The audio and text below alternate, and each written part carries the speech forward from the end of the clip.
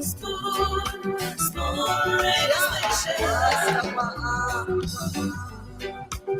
gonna tell you what is happening in Liberia. Spoon gonna tell you what is happening in Monrovia. Spoon gonna tell you what is happening in Africa. Just to spoon you will know. If the children crying for starvation, just to spoon. You want to get a news update, my brother, to spoon. You want to know what is happening, moreover, to spoon. Politicians want to make their decision, just to spoon. You want to know what happening in the ministry, to spoon. Yeah, to spoon. Yeah, to spoon. You from Funjama, Maryland, to spoon.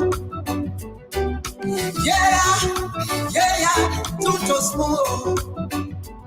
If you eat keep my graduate, my brother, to spoon. You got a spoon TV, you got a spoon radio, to spoon. Yeah, to spoon. 4 minutes down, 8 p.m. here in Liberia. Today is Monday, the 26th day of June 2023. So wherever you are, you're welcome to tonight's edition of Liberia's biggest talk show, Spoon Talk. Across Liberia and the rest of the world, we're coming to you live on Spoon 107.5 FM, Super 95.5 FM, and Fabric 101.1 FM. We're also live on Spoon TV, our Facebook TV channel, as well as YouTube. For those of you watching us all around the world, we'll have to say good afternoon, good evening, and good morning to you, wherever it is you watching us from around the world. And it's good evening to those watching us here in Liberia. It's 4 minutes after 8 p.m. My name is Diamond Slanger. Let me bring on Dr. Francine Richardson, Rejuvenated. I saw the 360, the 360. I saw it. Oh, yeah. You're having fun. I did it. I enjoy myself. I enjoy myself. I enjoy myself.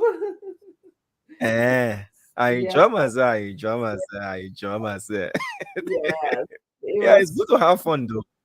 Yes, it was great. It was family fun. My husband, my children, my nieces, my nephew. It was mostly just family. So it's one of the most important things when you have family that you can depend on and go to. So it was fun. We had fun. So it was a blessing for us to be able to go in one piece and come back in one piece. So we thank God for that. Yeah. So how are you doing, Diamond? I'm not too okay. I was okay. Began the day feeling very fine.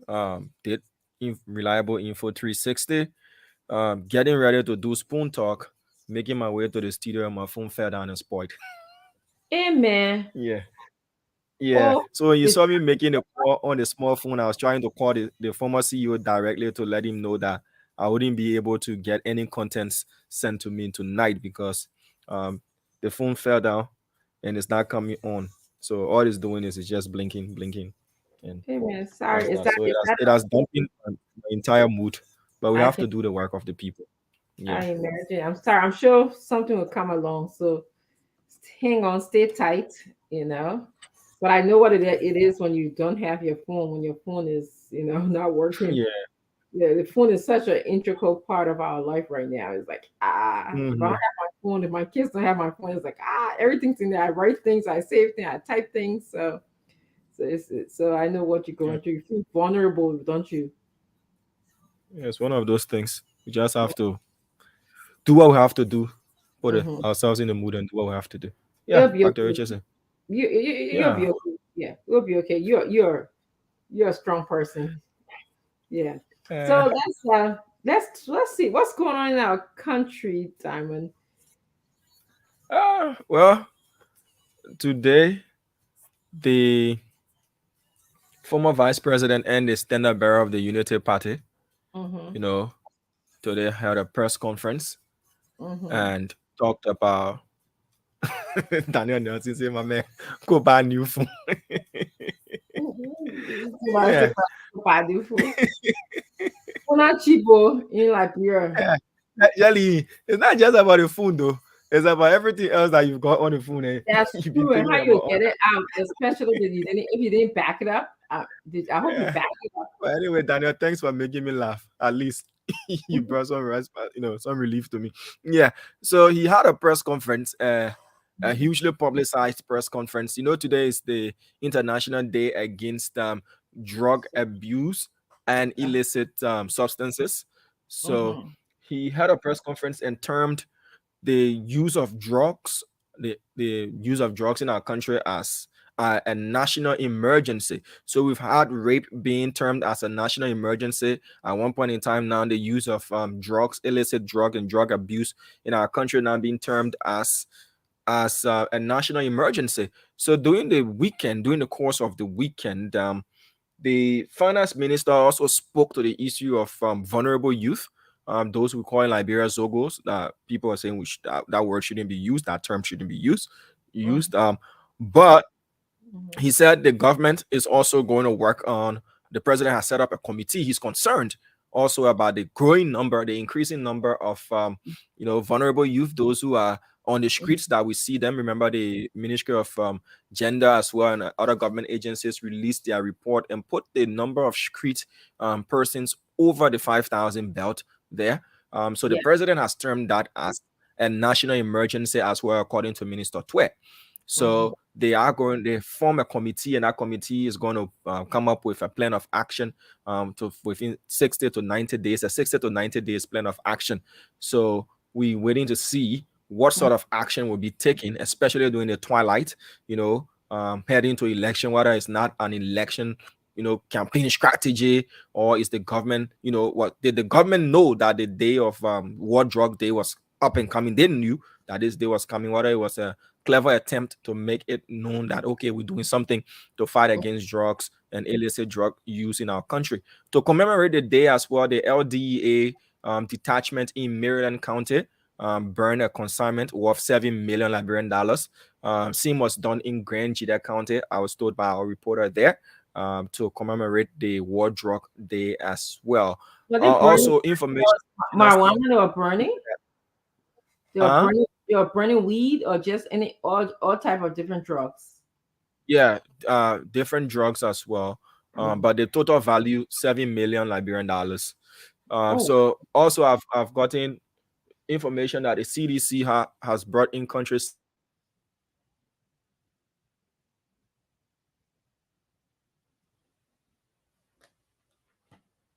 is it me or is it someone stuck? Or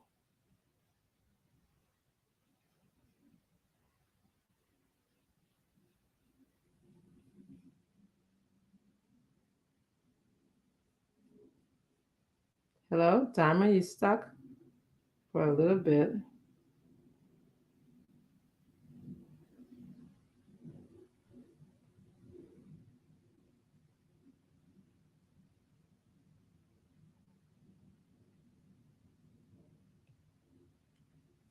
Let me see something. Let me reload the site.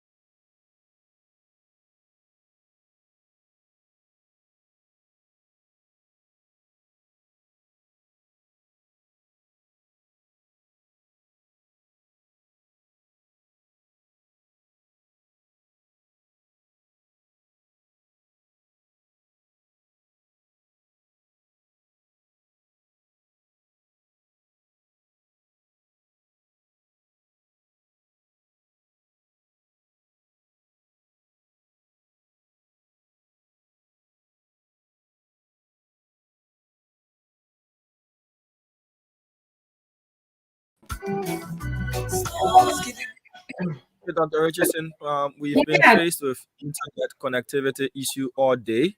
Yeah, Okay. so that's why I abruptly went off the screen. That was because we had the internet connection tripping. But it's good Yeah. that we're back. We'll have to keep working on this to see if we can get a stable connection throughout the show. So where did you lose me in there before I You were went off? talking about the burning of 7 million consignment of drugs Okay. in I think the southeastern counties. Yeah. Yeah, that's where I think I lost you. Okay. All You're right. So you're that was in Maryland County, yes. where that was done in a township called Philadelphia. Okay. Yeah, in Philadelphia. Also coming from Bombing County, according to our Bombing County correspondent, a young man has died from allegedly taking in Kush. We're talking about drug abuse, and that again happened. So we're coming from Bombing County, and the biggest news is the trial date Mm-hmm. for the former Chief Justice and three others who were charged with murder, criminal conspiracy, Mm-hmm. and making false statement to law enforcement. Councillor Gloria Musu Scott and the three others, that's been pushed to the August term of court. So meaning they will be stuck in jail on remand until their due court date. Mm. So that's another news. And I talked about the CDC 73 new pickup trucks, right? Yeah.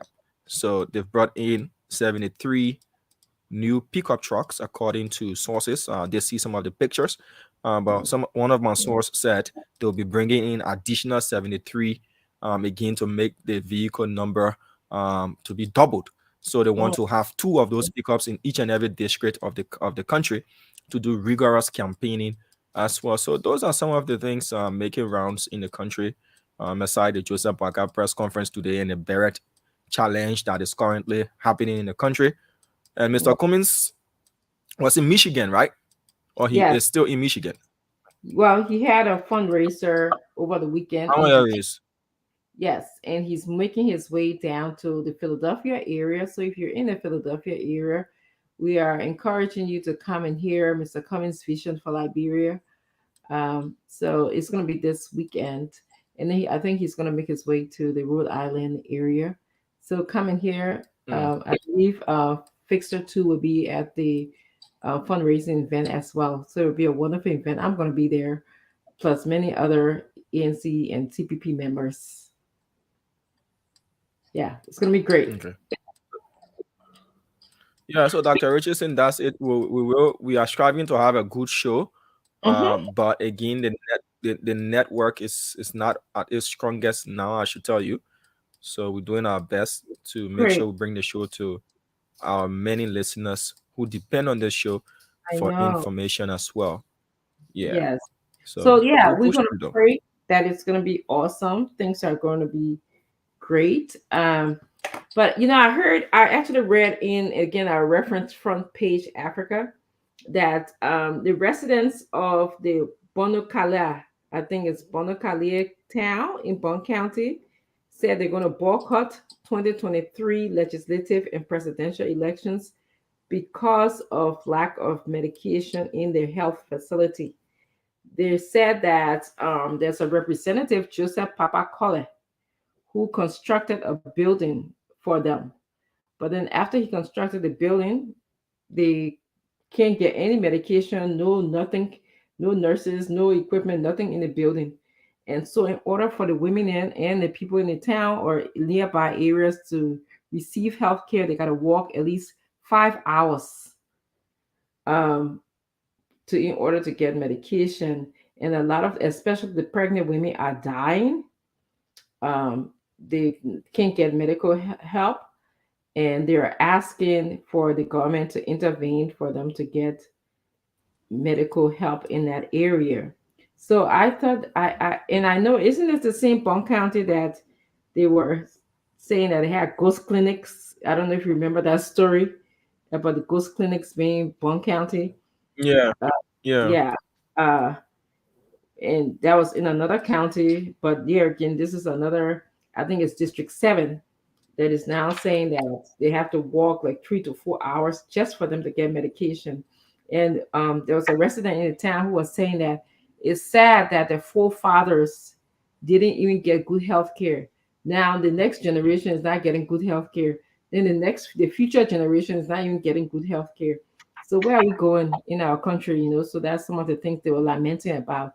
So I hope that their situation will be remedy, that the next government would pay attention to our healthcare in our country. But I picked that up and it was just kind of very sad to me to just read that, you know, this is a problem. This is our health issue is a problem in our country that needs to be taken seriously.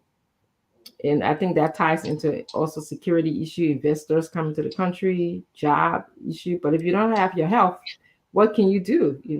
It ties into us losing a lot of future generation of the country as well. So yeah, I thought that was an interesting story in the front page Africa. But let's go and see Hmm. who's here. Yeah. You want to add anything, Diamond? Yeah. This is away from politics, Mm-hmm. and it's an issue that has been bugging my mind. You know, again, the question that I ask myself whenever I'm on the Gabriel Tucker Bridge and I look down at Providence Island, I keep asking myself, what are we doing to preserve our history in this country? You know, and tourism is a huge money making facet that we need to tap into. We hear people talking about these things on the political front, but are they really serious about tourism? If so, should we wait to see a change in government, or if the government is re-elected before we see a renewed effort? You know, I was tempted, and I'm saying it on the radio, maybe I'll be tempted again because the place was locked, and I was tempted to find my way to go onto the Providence Island, and do a live video from there. Because even the ship that they constructed, the replica of the ship, Mm-hmm. it is in ruins. The grass has overgrown on the Providence Island. Like, why are we always wanting to be seen as if we're doing something at a particular point in time? What are we doing about our tourism sector in the country? There are so many historic sites that we've left to ruins, and we keep seeing resorts popping up. Like, there are new resorts popping up, and you see people going there. Like, there is this freakishness when it comes to going to Patawi. That alone should let people know that Liberians want to explore their own country. If you go to Sino now, there's another resort that has popped up in Sino, in the national park. They have a Mm-hmm. resort there. Yes, yes. People go there to have fun. What about our historical sites? What Mm-hmm. about our heritage sites? What are we Mm-hmm. doing about them? Yes. That is something that is going to give us money, Mm-hmm. because I'm interested in not just reading about these places in school, Mm-hmm. when I'm in the classroom or whatever studies, but I want to go there. I want to experience this. I want to feel this. When I was in Ghana, I went to Cape Coast Castle. I went as far as the gate of no return, where our forefathers, our Mm-hmm. ancestors, and those who were shipped up parts of the world, when they passed through that gate, the door, they never returned. You know, that gave you that nostalgic feeling. You become part of the history. Yes. We take, our former president Khan, and we'll put it on the ring. We say that the play, we're keeping it. So the ring will beat it, so will shine it start corroding, it start getting rusty. What are you doing? Yeah. Where is our museum of natural history? Where is our historical sites? Where can we go to? Absolutely. This is going to give us money. But if you look at Providence Island already, yeah, Mika, we get whole area for tourism. We'll wait for another 100 years when we're celebrating Basatina, or 200 years when we're celebrating Basatina before we do these things. Like Dr. Richardson, what are we doing when it Tama, comes you to make an tourism in excellent our country? point. You make an excellent point. Is such an untapped resource that we have in our country. I mean, utilizing tourism is not only because that is going to be financially beneficial to our country, but it sort of ties us into our past. in order for anyone to move forward, like you, in order for you to move forward, in order for me to move forward, we have to know our past history to be successful in the future. And this is where that Gabriel Tucker Bridge Paradise Island that you talk about, this is how important that island is, coupled with other places in our country. I usually, when I'm in Liberia, I think I do my own tour, in Monrovia. I've been to the Centennial Building. I think that's an important place. I even been to where I think the National Law they had the offices there, but it was actually Joseph Jenkins Roberts. That was actually his home. But it's kind of a replica. They can make in this country, they make those things like a replica of what the home used to look like, and for us to go and see, But and it tells us our history. Yes, on Mr. Cummings, and I hate to bring the politics into this, and I'm just gonna drop it because I like that aspect of his plan. He intends to do what he calls ecotourism. And what that is like right now, a lot of people in the world don't care to do 5-star hotels because of a lot of different reasons. They really want to get close to nature. And well, yes, so in doing so, you want to be close to Patawi. When that's what the rainfall or the waterfall at Patawi is awesome. That's that wild forest, the forest that you talk about in Sano. I think we have one of the best forests. The South National Park. Yes, the national park. Again, that is another place where we want to be close to nature, because from whence we came from nature, and that's our past. So in order for us to respect and understand our past, we have to get close to it. When you touch soil, when you see trees, when you see forests, when you see animals that you haven't seen before, you wonder about the beauty of the world. You wonder about God, you wonder about how mankind is here, and then you begin to respect what you have. But we don't know any of that. We are just withering in our own country. We're just withering and wandering, just lost people. I'm sorry to say we are lost people compared to perhaps some other people that I know of. Like you said, the Ghanaians, they're making money off these things. Why you think, when I think about our country, Liberia could be like Israel. Every Jewish person in the world, what they return to? They return to Israel. They built Israel. Liberia should be like Israel for all of the people who have some kind of African descent in their body, because they took free slaves from Africa, whatever, from Liberia, from the region. They took them and brought them to another world, and then they took some of them back and returned them back to that region. Whether it was Liberia, but Liberia became the nation that was developed to take the free slaves back there. And I'm not just talking the history of the free slaves, I'm talking the history of just human relationship. There were people there before, before the free slaves got there. That story has to be told as well. Okay, how did the people live? How did they accommodate each other? What did they do with each other? Because there was two different people coming together, and that's part of the beauty of our history, that we don't talk about our own challenges that create strength in us, and also have created some deficits in us as well. But those things, if we highlight those things, I can see the beauty of it. Again, maybe I've just been positive, but you're right.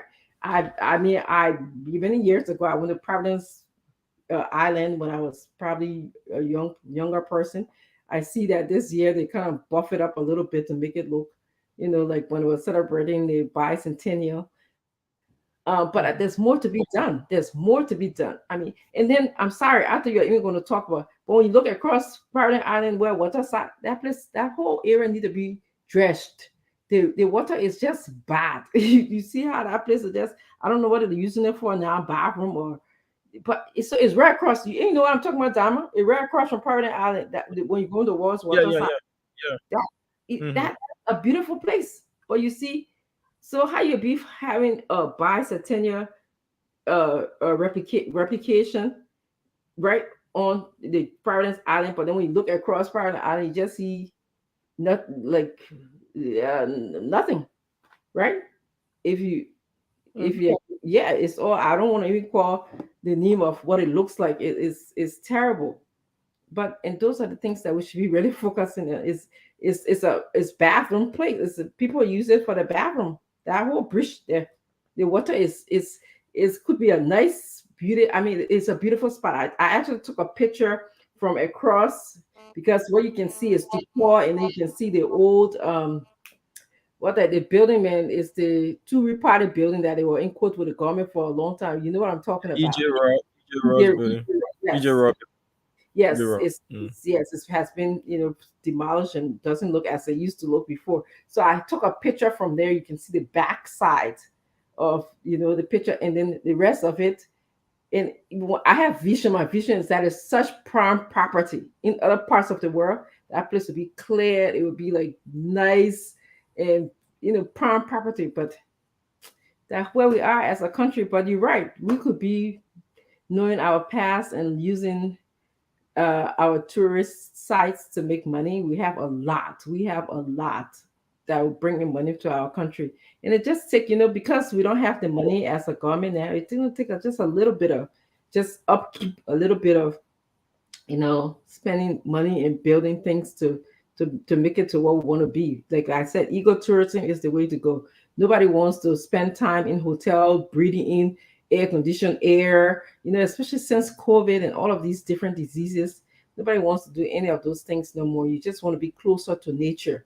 People want to go for walks in the park. They want to go, they want to touch, they want to hear the sunlight, the moonlight, they want to see the sky and the sun. They want to see the sunrise and all of those things, that's kind of where we are as a human, a group of humans now. But we wasting it in our country. That I can tell you we're wasting it, but you brought up an excellent point.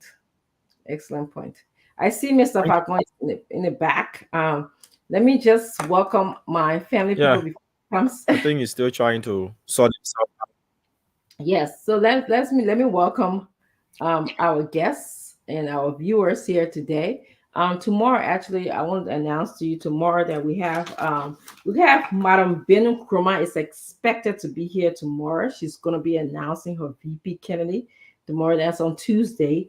On Wednesday, we are expecting Mr. Robert F. Morris. He's a presidential aspirant.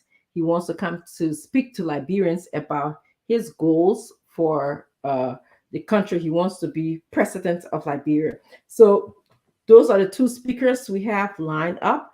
We've been getting a lot of calls of people who are running for presidential offices. I'm sorry, legislative offices. And they want to come and speak to you guys about their plans for, Liberia. So we welcome them here. And so throughout the week, you'll be here. You hear me telling you about, their visitation to us. At this point, I think I'm going to actually just welcome some of you. I'm not going any particular order. I'm just going as to what I see on the screen. So please don't hold me to say, oh, I'm calling this person's name and don't call that person's name. But again, I want to welcome you and thank you for joining us. We enjoy you participating in the comment section of viewers. We also ask you to please share the show. We appreciate you being here and making us your number one talk show program at this time of the hour in Liberia. So I'm just going to start by mentioning Prince Kwesi. He's from Newport Street. Prince, thank you for joining us. Kazulu Moss, he says no sound. That's interesting. I'm sure Diamond is listening to us. Saving Grace is also here. Thank you for joining us. Valentina Savi is here. Thank you for joining us today, Valentina. Beatrice Brooks is also here. Thank you for joining us. I'll just let you know that we've been having challenges with the internet connectivity in Liberia for the past few hours. Timer alerted us, so please bear with us as we get to fix the challenges. Princess Sirleaf is here. She's watching from 5th Street, Cinco. Let me see. We have Esther Glavixi is watching. Thank you, Esther, for being here. Elder Ebenezer Tukba is watching. Thank you for coming, for joining us. Tukon Dixon is watching from Maryland, Liberia. I'm always like to enjoy seeing people from Maryland join us. It's such an honor to me to see people from the southeastern region, because I know that region, people have challenges in moving from Liberia to that part of the country. I mean, Monrovia, I'm sorry, to that part of the country. So it's amazing. If you're in Maryland, I want to say a special hello and a special thank you to you. Emmanuel Baca is watching us from Burlington, New Jersey. Emmanuel, thank you for joining us. Joshua Sammy is watching from Rhode Island, USA. Thank you for being here. Kakolu S. Jones, he said CDC can bring in 2,000 pickup trucks. JNB will still win. Justin Bees, he says, brother, you need a haircut. Thank you, Justin, for being here. Morris Harris is here. Thank you for joining us. Musu Linda Kewu is also here, saying that it's raining, I believe, in Monrovia. Afro Max Brown is also here. Thank you for joining us. Muhammad Kone is here. Thank you for joining us, Muhammad. Silly Kamara is here. I'm actually going to use the other device. I was doing one device. I'm using the other device now. George Watkins Jr. is also here.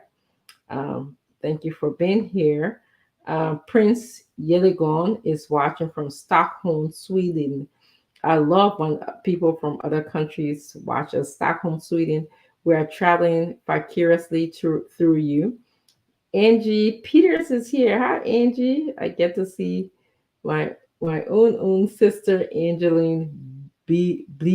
Peters is here. Angie, thank you for being here. Kamara Yanfonge is from Honolulu. I'm sorry if I'm not pronouncing your last name correctly, Kamara, but thank you for joining us. We got Sweden and Honolulu in the house right now. Thank you for being here. And we also have Gabriel Repu is here. He says, good evening, Dr. Richardson. Good evening to you, Gabriel. Emmanuel, hold on, let me get this back again. Emmanuel Vey is here. Thank you. He says he's a regular listener to our program. Thank you for joining us. Francis J. Momo is from 9th Street, Singer, Monrovia, Liberia. Thank you for joining us. Jesse M. Gay is from Barnesville, Liberia. Thank you for joining us, Jesse. Godfrey Lamin Kadi is from Broadville, Iron Gate. Thank you for being here. James Sangali is also here. Thank you for joining us. Appreciate you. Let me see. Vito David is from Kona, from Minnesota. Thank you for joining us. Lasini Tuli is from Australia. We got someone from Australia. Thank you for joining us, Lucini. We got Sweden. Australia is in the house. Honolulu, Hawaii, I believe, is in the house. We're having some internet connectivity going on here, so bear with us. Hopefully, we'll get that resolved. So, Diamond was here with us. He just left, so I don't know if you hear me. And if we're still, I'm sure we are still on social media, Facebook, but it's just the connection to Liberia may be a little bit challenging. Morris Kennedy is here. Thank you for joining us. Richard Bachu is also here. Thank you for being here. Kava Abu Bakar is from Lufa County. Thank you. And all of those who are in Lufa County, we want to welcome you to the program. June's Queen is here. Vito David is from Minnesota. Inka G. Padmo is watching as well. Thank you very much. Mohammed. I was just at Mohammed. Let me just see. It went so fast. Where am I? I was like, Yasu Jensen, thank you for joining us. Koli Pator, thank you for joining us. He said he's representing Lupa County. Thank you for joining us again. John Hodu Menson, thank you for being here. Thomas Paca is watching us. He says Diamond is the best. I'm sure Diamond appreciates you saying that. Janetta Russell is from Providence Island. Thank you for being here, Janetta. Ella Hook is watching, her Spoon family, she says. Patrick Spencer Bima is watching from New Jersey. Thank you for joining us. Webster M. Duma, I believe. I hope I'm pronouncing your name correctly. Thank you for joining us. Samuel Roberts, thank you for joining us. Thomas Fahu, thank you for joining us. He's joining us from China. That's again, I'm traveling vicariously through you. We have Sweden, Honolulu, China in the house.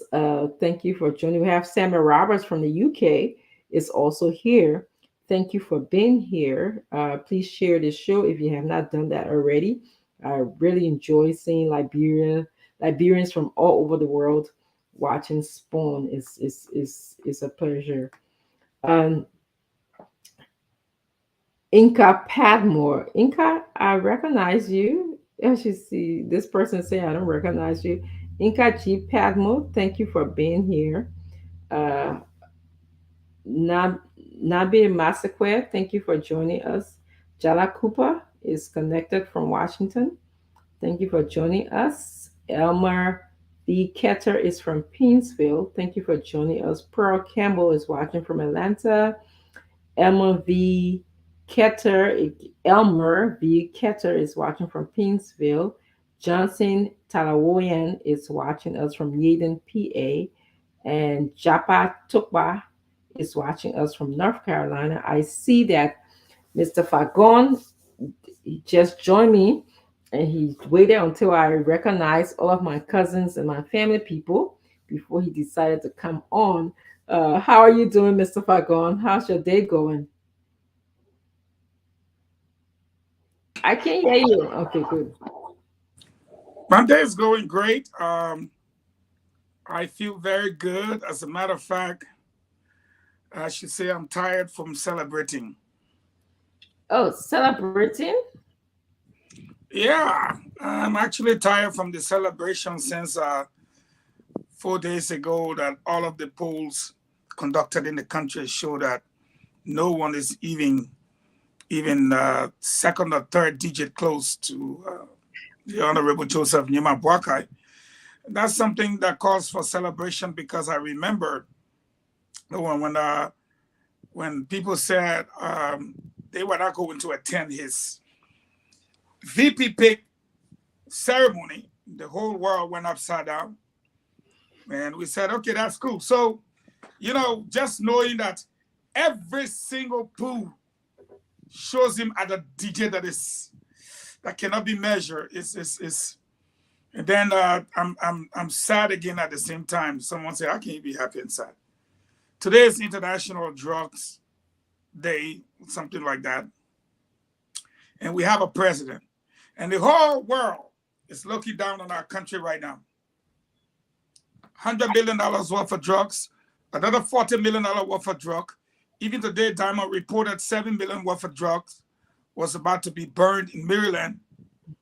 And the whole world, all of the leaders say something.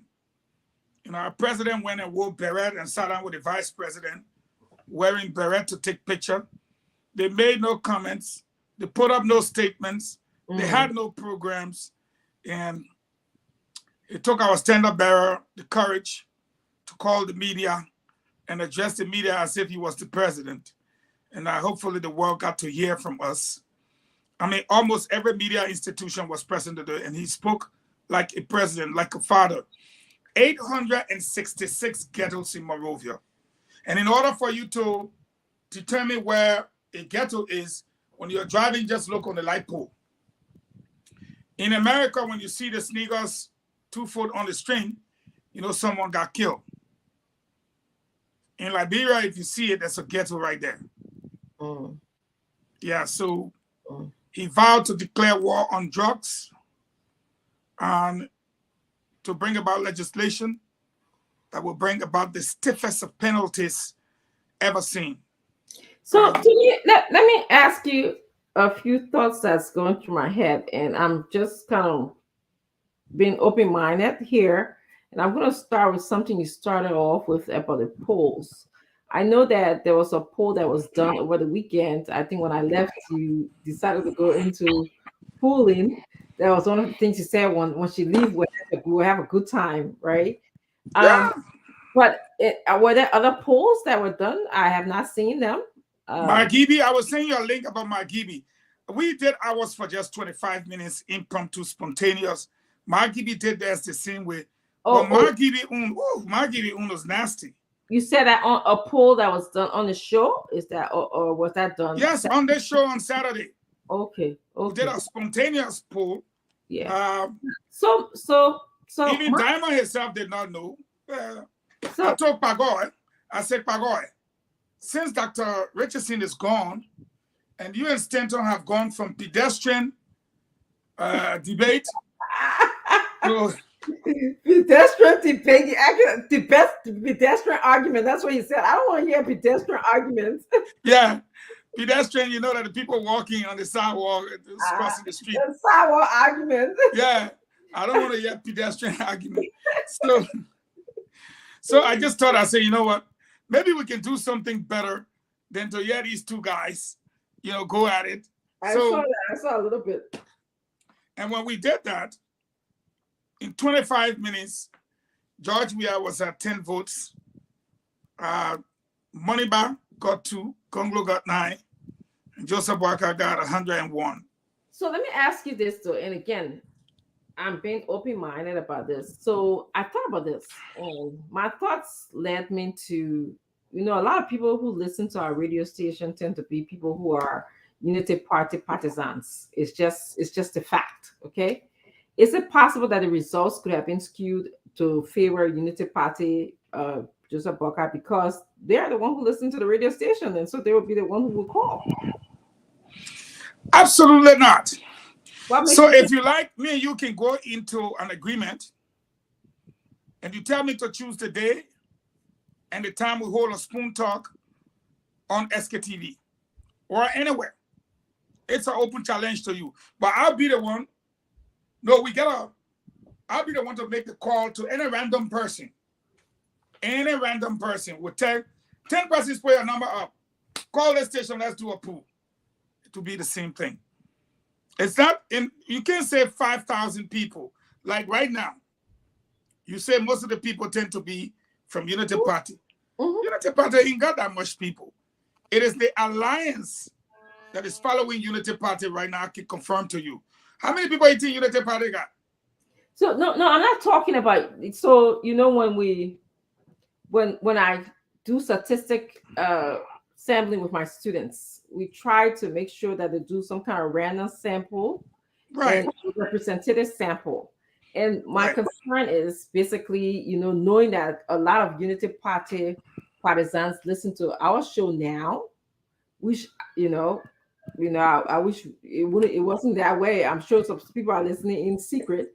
So do you think if the results might be perhaps skewed because of them listening? I mean, and I don't know. I'm sure there's an organization like Bureau that will do more of a generalized sample. That's what I would call a sample that we can generalize to the population. I'm just wondering, but I just wonder. So I don't know. And that's why I was begging you, go look for any other pool. Well, I just can't change because if you look at Spoon from the day you brought Spoon back, you will find out that we are still the biggest platform. Yes, I know the most that. widely listened to platform. Yes. And I can confirm to you that when I even brought the idea to Lami said it's not a good idea. That pedestrian idea? He said my idea was a pedestrian idea. But after the pool, because I could have sent, I sensed his fear.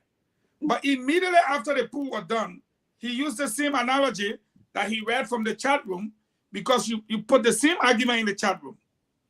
And then he said, oh, I did. I put that argument. Yes. And he saw it, he read it, and he brought it forward. Then he said, it was an echo chamber. I play here in Manna. He called echo chamber again. What I'm saying is this. If we have the biggest argument, I mean, we have the biggest platform, definitely we have a lot of followers. But if the nation follows such a platform, don't forget, we are on Fabric FM. Yes. That's a big radio station. Yes. We are on Super FM. That's another big radio station. We are also on Spoon FM. That's another big radio station. That's and there's a lot of other people relaying us. Then we on Super TV, all the online, YouTube. So it's not about Unity Party. Okay. It's about you having the largest platform. And the sampling reflected people who were listening. And from what I saw, it's clear and consistent with all the other pools. That's why I say I will send you Magidi Okay. Magidi is nasty. It's like there is so much anger in the people. And you can sense anger towards what? For the way they've been treated for the last 6 years. Oh, okay. Even now, if something happened to Joe Parker, it's either going to be Gonglo or Kumis or Moniba. It's not going to be President Weah. They are upset. They are really, really upset. So I don't care what you do. President Weah is going to, the question most analysts are asking, is it going to be a first round? Because if you follow the elections in Sierra Leone, you will see that opposition political parties, if their numbers are combined with the main opposition leader, Kamara, yes, you will see that Bio would have been defeated or would be defeated. From the trend, and I'm not saying that's the election result, yes, but the trend we are watching, correct. They are eating some, eating some, eating some. Yes. So bottom line is, when you conclude, for us in politics, we say there are more people in the country that don't like Bio than there are that loves Bio. Yes. But again, so the majority of the people will not have their way in this democracy. It will be the minority because the majority seem to be divided. And that is why on our presentation, we're fighting to solidify the vote. And that's why you hear me on this channel. I have brought about a new terminology in Liberian politics called the wasted vote. And I'm going to drive the people towards not wasting their votes. Oh, my picking answer. Yeah, you know. So let me just welcome Councillor Lami Parkour to the show. Councillor Lami Parkour, you guys go ahead and be having a conversation while I take care of my grandson. I haven't seen him for a couple of days here, so let me just. Is that the way he announced himself out of frustration and that, Nana, I'm in the house, Nana? Yeah, that's exactly it, because, you know, he's very attached to me. And so when he wakes up, he just woke up and grandma's not there, and I haven't seen him. That's a Joe Parker boy. No, he's not picking for Joe Parker. I'm not picking for communists. Let me just put it that way. No, you see, your brother, you know Joe Parker like a stepper, right? There you go. There we go. Come to have a conversation again. There we go. All right, we'll take over from you. And, yeah. Please go ahead. Take over from me. Let me just attend. Councillor Parkour, welcome to the show. You talk about the pools being in echo chamber, but let me welcome you straight into business. What are your thoughts today? Anything on your mind, from breakfast this morning to about, I would say, dinner tonight? What's on my mind today is that I think we have to be careful how we go about doing our electoral process in Liberia. You know, I was reflecting over the past few days, and today I was reflecting on the failures of the Sirleaf administration, and I asked myself, why was it so different in the first term? And why did it appear like things were on the up during the first term, and in the second term, everything went downhill? Why was that the case, Eugene? Why was that the case? Why did Mrs. Sirleaf seem to be turning the country around in her first term, and by the time we hit the second term, everything started spiraling down. Everything started getting so bad. Corruption became practically the order of the day. Why do you think that was the reason? Well, because Yeah. in my honest opinion, if Yeah. you remember, the international community did not welcome Charles Taylor. They felt that he should have faced trial. They felt that he was brutal with the Liberian people. You had Dokolia wrapped up in a sponge and beaten. You had the Dokis burned to death. No, You I had all said these I said allegations. Sirleaf, not Taylor. Sirleaf, not Taylor. That's the point I'm coming to. Okay. If you give me a chance, that's the point I'm coming to. Okay. So working with him was off the table. Liberia was reeling from a bad civil war, don't you forget. So when they couldn't work with him and he was ousted, so to speak, when Madame Sirleaf came in, the world plunged on Liberia. The world came to the rescue of Liberia. So donors started pumping in money, NGOs started arriving, peacekeepers, all of those things came in, man. All of them came in. So then you saw Madame Sirleaf first term flourishing. And that is why I agree with former VP Joe Boakai when he said we had a lot of opportunities, but we screwed it. We blew it up. Any country in the world, that is reeling from a civil war, the entire Committee of Nations would plunge upon your country with every little assistance they can give. Rwanda is an example. You can go to any other country. But then ECOWAS was there through ECOMOG. The NGOs came, you know that. And after her first term, our country was labeled as a very corrupt country. Very, very corrupt. If I don't recall, if I can remember, maybe you say it better than me. Corruption, Madame Sirleaf's term as a what? Vampire? Yeah, first in her inauguration address, her first inauguration, she said it was going to be treated like the major public enemy. And then by the public time enemy, thank you. term, she said corruption was a vampire. Yes. And she didn't have garlic and steaks and what the other things they can use to kill the vampires, the cross. She didn't have all the other weapons to deal with the vampire. But Eugene, the point is, why did she appear like she was turning the country around in the first term? And in the second term, she totally dropped the ball. Was it because she felt that she had nothing to lose? She wasn't coming because for our votes again, so she didn't think it was necessary to do anything in the country?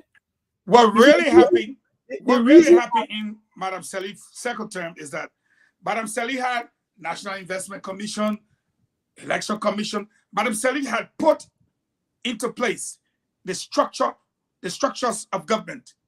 She was hoping that it was going to work. But her failure to clamp down on corruption, that many persons saw as a failure, but not only that, but that she was the chief backing machinery for corruption. What do I mean by that? 30 million goes missing. You say, yes, my son could not account for the money. I take full responsibility. You took responsibility. What happens to the money? Nothing. Japanese Grant Fund, Health Ministry 13 million, Finance Ministry corruption scandal. All of those things. The fact that she did not act in her second term, corruption, instead of being public enemy that she was trying to fight in her first term, became a vampire, and she did not have the tools. That's why everything went down. It was their friend. It wasn't even vampire. It was their friend. But the key takeaway here, Eugene, is that she basically dropped the ball because she thought she had nothing to lose. Electorally, she had nothing to lose. So there was no reason to work. And that's precisely the reason why, if Ms. Awia won a second term, on her dismal record, it will be worse than Mrs. Sirleaf's second term. That's precisely the reason why, if Ms. Awia won a second term on this dismal record, it will be worse than Mrs. Sirleaf's first term or Mrs. Sirleaf's second term, because in his second term, he will have nothing to prove. He has something to prove, and he didn't prove anything. He messed everything up, right? Of course. when he has nothing to prove, what do you think is going to happen? You think he's But going to don't go? forget, it was Madam Salif who actually supported President Weah. And when Forget President about Weah her came to support. power, Forget about President support. Weah was Let's look at asked, what we have of us now.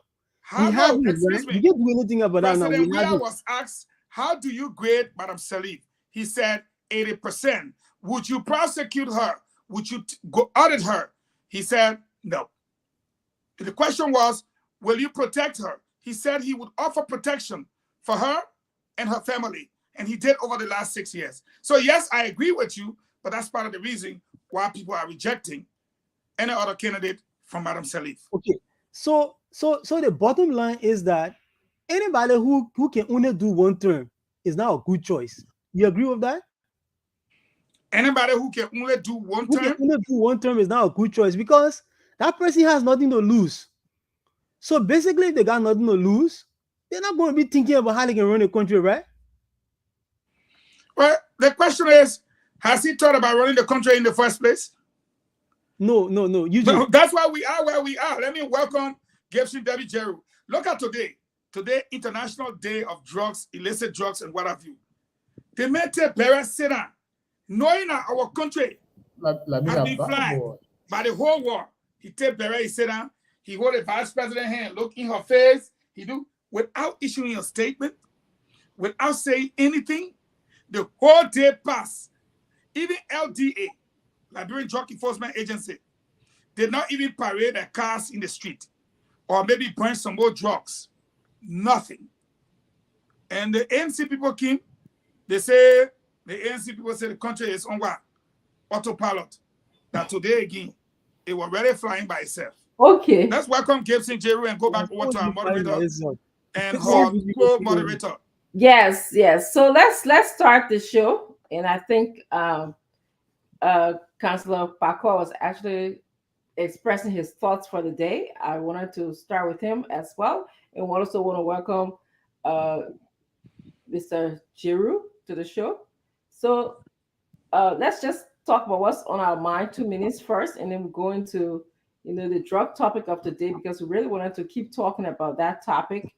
And also there was also a clipping in the newspaper today about healthcare in Bond County. We want to continue talking about the healthcare in our country as well. And anything else that is on your mind. So, Councillor Paco, I think I understood where you're going. I didn't initially get your point, but I think it's worth discussion. You basically were talking about the deficit of a one-term president, or a president who we might advocate to say this president is only going to be running for one term, because you're saying that someone who comes in and we advocate for that person. Oops. What am I talking? That's a JMB supporter that wants to be part of the debate. So yeah, go ahead, Councillor Paco. Tell us your 2 minute views. So that basically the issue is that we've had two examples now. Mr. Weah is going to be one good example if we make that a second error by allowing him to become president again. He has a bad record. So if he gave him a second term, that's a total disaster waiting to happen.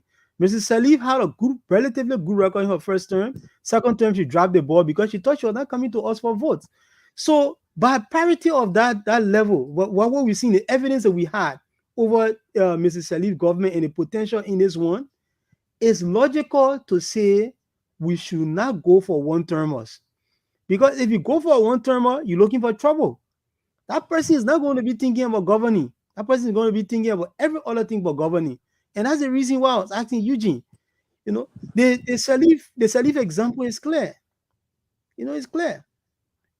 The moment the person doesn't think that they got to come back to the Liberian people for vote, that disaster. Absolute disaster.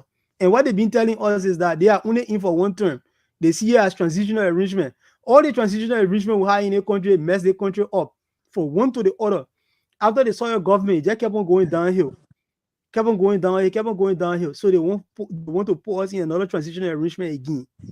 Do the Liberian I don't think Joe Boakai is telling you about transitional arrangement. Except maybe you're changing your word now. Except you're changing your word. Our word to who? Well, you guys have been consistent that it's a transitional arrangement. That's what you people been saying. Who people been saying that? One term. That's what you people been saying. So if you want to change no. There is one man running for president. One man. His name is Joseph Numa Boakai. And he can speak for himself as he did today. So people that are speculating, people, you know, let me tell you something. Dr. Richardson said, and you know the guy they call Nyan Dwayne from Nima? All of y'all were on the show when she said that United Party wants to force. The guy finished posting a picture. I'll come and take it and send it. He's running as an independent, candidate type, independent. I'm coming to send it to you right now. And that's exactly what I told her. Then I told you, Twain is running as an independent. They finished with a registration. Yeah. I can be posted. So people will say what they want to say. But so the campaign is running. But Diane comes from a United Party background. Doesn't he? It doesn't matter what background you come from. If MDR if Nima has been a portion to MDR, they have the decision to take, not Unity Party. So I told you, even if they put you there, we'll vote for you. We'll vote for you. That the what does that have to do with the Huh? What does that have to do with the potential danger of electing one-termers? What does that have to do with it? I'll tell you what it has to do with the potential thing, because you are raising the issue that people are saying that President Boakai, Vice President Boakai, will be a transitional leader. And I'm submitting to you, the people who are saying that told me last night that Councillor Gonglo is not running in the election. He's going to pledge his support to JMB. They told me last night. Our president is a comedian, right? Let's hear from Mr. Jeru. Our president is a comedian. No, but if you believe them, then you got to believe them too. What are your 2 minute thoughts, Mr. Jeru? We can't hear you. You're muted. You're mute. Okay, so my thought today, first of all, I got 2 things to talk about.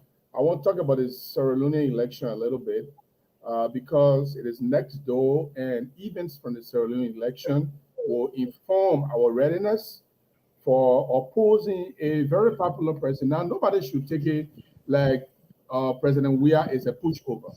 Councillor Gonglo and myself were talking yesterday, and some of the things we're talking about is we are not going to overlook the power and the popularity of President Weah. We're not going to overlook the power, the popularity, and anybody, including Joseph Boakai, Vice President Joseph Boakai. We believe that everyone who is in the race is there for a reason. They are there to win, and they will do everything. They will apply every means to win the vote. And so we are also not oblivious of the fact. But the Sierra Leone election, if you look at what is happening in Sierra Leone, Matters Bio is having it a little bit tough because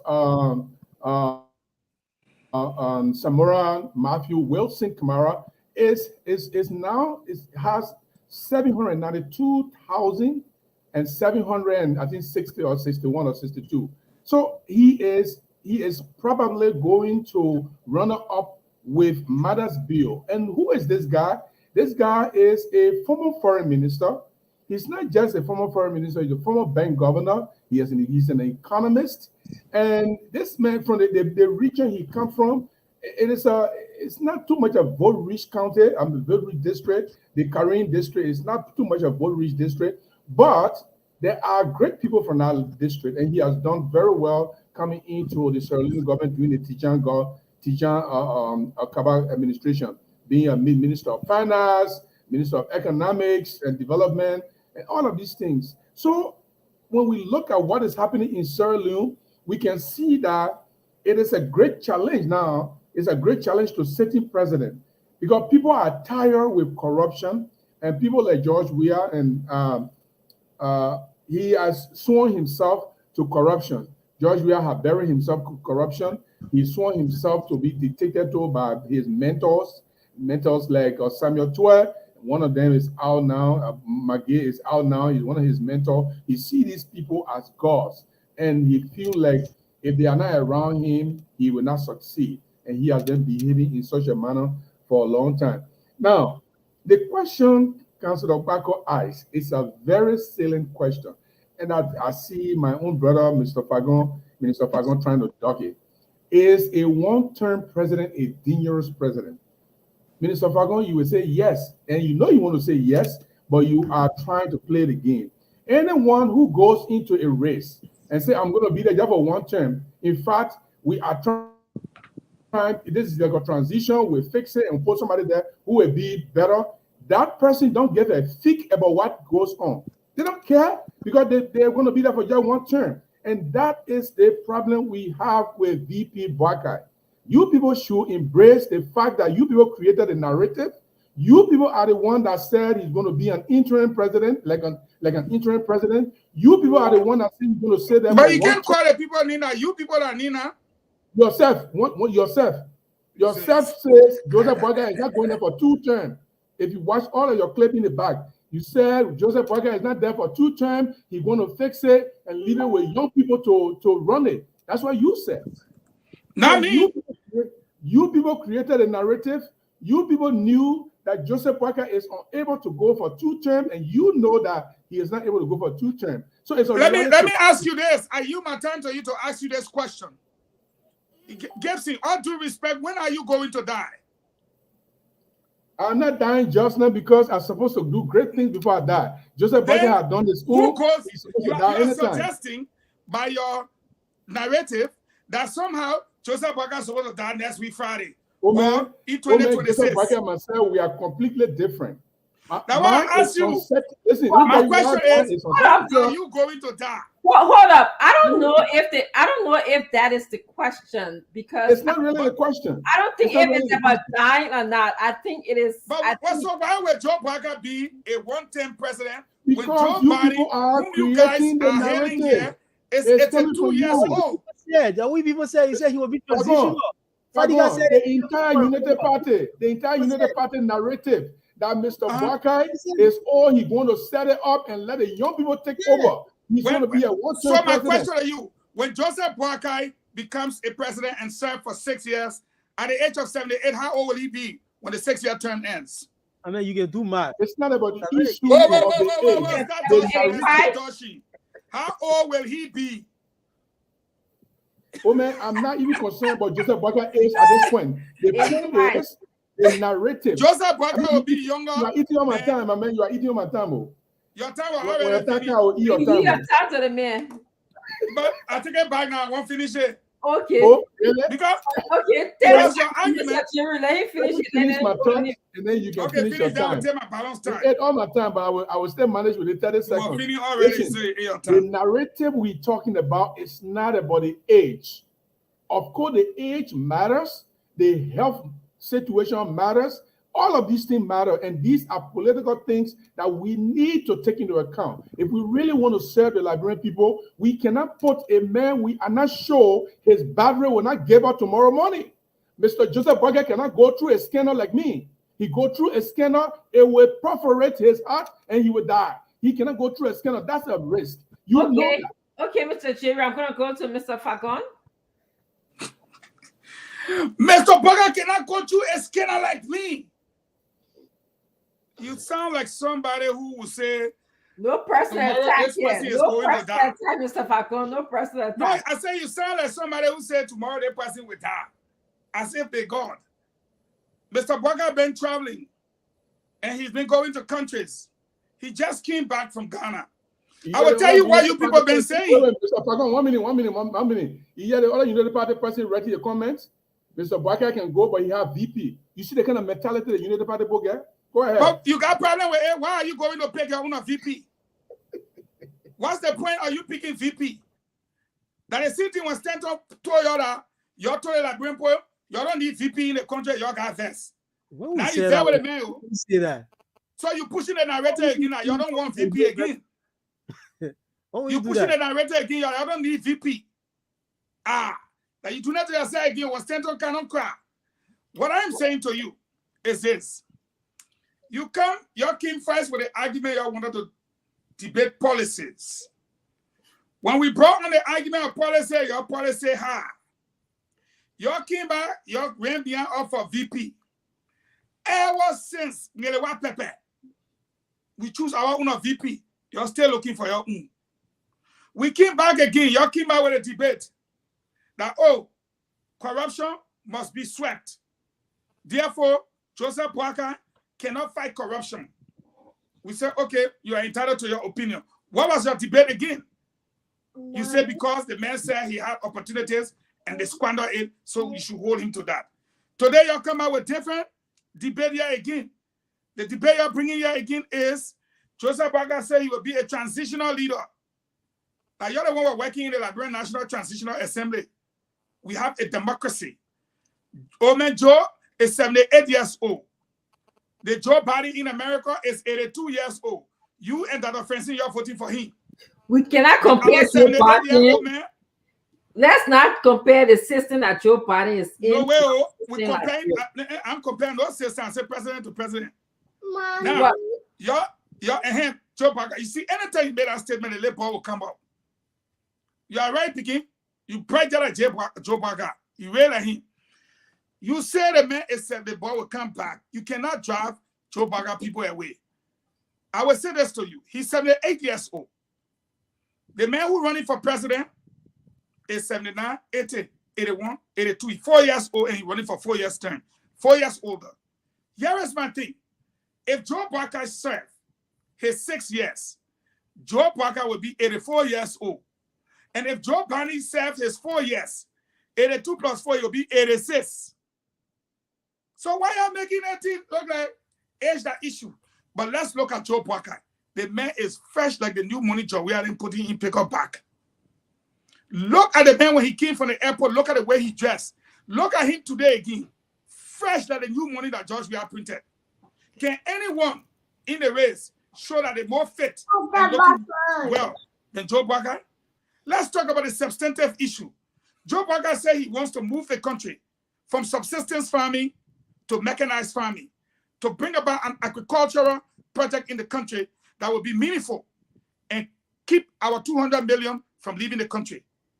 Any one of your candidates can compare the agricultural credential to Joe Boakai. Have they even served there before? No. Let's look at roads. Under the United Party. So, Mr. Fagon, 20 seconds. Okay, 20 seconds enough for me. He checking it. I'm checking it. Let's look at roads. Under the United Party, who constructed the roads from Monrovia to Nimba? What about the road from Monrovia to Buchanan? Your own friends in the CDC said they can construct road. You can't have it two ways, Eugene. You can't have it two ways. Wait, You're okay, my 20 minutes. Okay, Mr. Jeru. Mr. Jeru, I don't get my second. What am I getting my second for? And they make interfere with me too. What am I getting my second for? No. Let me pay my decimal. But they were saying the point I'm making, the Liberian people made a conscious decision that in 2007, Alexander Kumis came to Liberia and worked with Madam Salif. The young and astute, and I love him very much, Clarence Moniba, came and served as Minister of State for Presidential Affairs, was in direct control of the Presidential Delivery Unit, negotiated all of what we see today. So that's 2. Madam Salif installed President Weah. So that's 3. The Liberian people said, look, Madam Salif, what you gave us was bad. The ones you bring in were the ones that work with you. What we are saying to you, we want change, and we think your deputy should now replace you. Case closed. What's your problem? Okay. Mr. Fagon. You got a problem with it? Time. Well, Dr. Regency, if I may, I started off my line of inquiry by talking about Mrs. Salif's 2 terms and the disparity between the first one and the second one. Correct. You agree with me that she dropped the ball in the second term. And he agreed with me she dropped the ball because she didn't have anything to fight for. And I said the same thing about Mr. Weah. Mr. Weah has had a dismal first term. Electing him for the second term would be a worse disaster than Mr. Salif was. He agreed with me with all that. But now he doesn't want to agree with the final premise that one-termers are now a good option in any democracy, especially in fragile countries like ours. Some people may say in South Africa, Nelson Mandela, they only one term. The system of governance in South Africa is different from what we have here. Number one, in South Africa, you do not elect the president directly. The president doesn't have the kind of executive power that we have in Liberia. So Africa has a system where the political leaders are subjected to the party structures and the governance structure. The police force in South Africa, even the intelligence system in South Africa and all the people, they are not necessarily controlled by the government. You saw what happened to the current president when he was investigated for using his own money. Not even just using his own money, but having cash or a huge amount of cash on your farm. They investigated him for it. That's a different system. So don't even talk about America. America is a different system. We have a rotten governance system in this country that has never really worked. And the labor with you today. The war year came and made it worse. So now we are in a pit, a real serious pit that these people have put us in. We need people who will have a long-term agenda to make this shift, to change course and start moving in the proper direction. If you people yourselves have said that your candidate is a one-termer, it means that just the way Mr. Weah is not a good option for second term, it's the same way your candidate is not a good option for second term. We're not the one that put the words in your mouths. You people yourself said it here over and over that he's only a one-termer. And by the evidence that we have, now in your dream, don't lie on the people, man. One-termers, I mean, Fadiga said that in plenty of time. Yeah, you said it plenty of time. Fadiga. What you want to say? Gonglo say he want support Baka. You say no. They pull out. And I seen people that told her. When we told you that? You say when again? You only say Baka. I'm going to play the recording. When we said it came from us, it came from outside, but it came from you people. You said Gonglo, you support Baka. You said it. You just plug something from your CD, not even a Skype. You can't CD over you. Just plug something from there. Is that saying it? No, Gonglo will not support Baka. The interest of this. No, answer it now. Gonglo will not support Baka. In the runner-up, we will. If Baka goes to the runner-up, we will. But why you can't just support him first round? No, because you're not competent to be president. The man is sick. Finish that, man. Finish. So what we got to be clear about in this country is, if we want to move our country forward, we want to bring sanity to our democracy. I mean, all these people who are aligning themselves behind these two parties, for some of them, like some of our progressive brothers that are in the Unity Party right now, some of them, they are 100% sure that it's a one-term, experiment. So then in 2029, they will all come and run for president too. That's what they're thinking. No, I mean, how selfish you can be. How selfish you can be that you take the country and you say you want to push the country down a spiral because you think it benefits you it benefits your presidential ambition long term. If you support other people who have presidential ambitions that could be 2 terms, then I hope you are reading the live feed or the report telling you that this other strategy is not working. I hope you're reading it. Forget about that live feed at your echo chamber. Forget about that live feed at your echo chamber. You can read it, but I'm not reading it. So forget about it. You can continue. The other strategy is not working. You agree that one-termers are not a good option for the country. You agree. I would only agree if you show me the one-termer. When you didn't understand when I was asking you the question, you didn't know where the question was going? I knew. Why you didn't answer it the way I answer it? But how you knew it? Then you were 38 years in the business. I ask you the question, you can't tell me. Show me a one-termer. A one-termer. Show me one. I should show you one-termer? Yes. Where, in Liberia or where? The people running for president? We're looking at Japanese people. So Mr. Weah cannot do more than one term. He cannot do more than I want to know what he can do. Show me a one-termer so we can know the basis of your debate. No, you say you supporting a one-termer. That's what you said. You say one-termer, it is proving that one-termer can't do nothing. Where did you get this evidence from? Show me your one-termer in Liberia. So, Eugene. Listen. Mrs. Salif did dismally in her second term. And the reason you agree with me that she did dismally in her second term was because she had nothing to prove to the Liberian people. That the We reason still why- waiting for the one-termer that reason why you are informed your dismissing decision. By parity of that logic, Mr. Weah will be worse in his second term than he is in his first term. But who have done one term and Not nothing to prove to the performed Liberian dismally? So, by parity of that logic, the fact that you say you supporting someone who can only do one term, and you say it's a transitional arrangement, that person is not likely to do well. Because First of all, it's not true. But we are holding you now. Are you you escaping? holding me on what? You holding me on We what? are What you holding me saying on? you said that it has been proven that one-termers do not do well. We ask you, we are Liberians, we're not Japanese. Show us a one-termer that did not do well and was voted out of office. So the example I just gave you about Mrs. Salif's second term, it means that you're not following Once you that. said second term, she was not a one-termer. Don't play with us here. I didn't Show tell us you, somebody but I that don't did tell you only that one Mrs. Salif term. is a one-termer. I didn't tell you that. I told you that the You reason said why one term, they the reason why performed she dismally. dropped the Show second us the term one-termer. and the government became a family affair. The reason why she dropped the ball in the second term and the government became a family affair. The people are demanding that you should show this one-term president that did not perform well. The people are demanding you.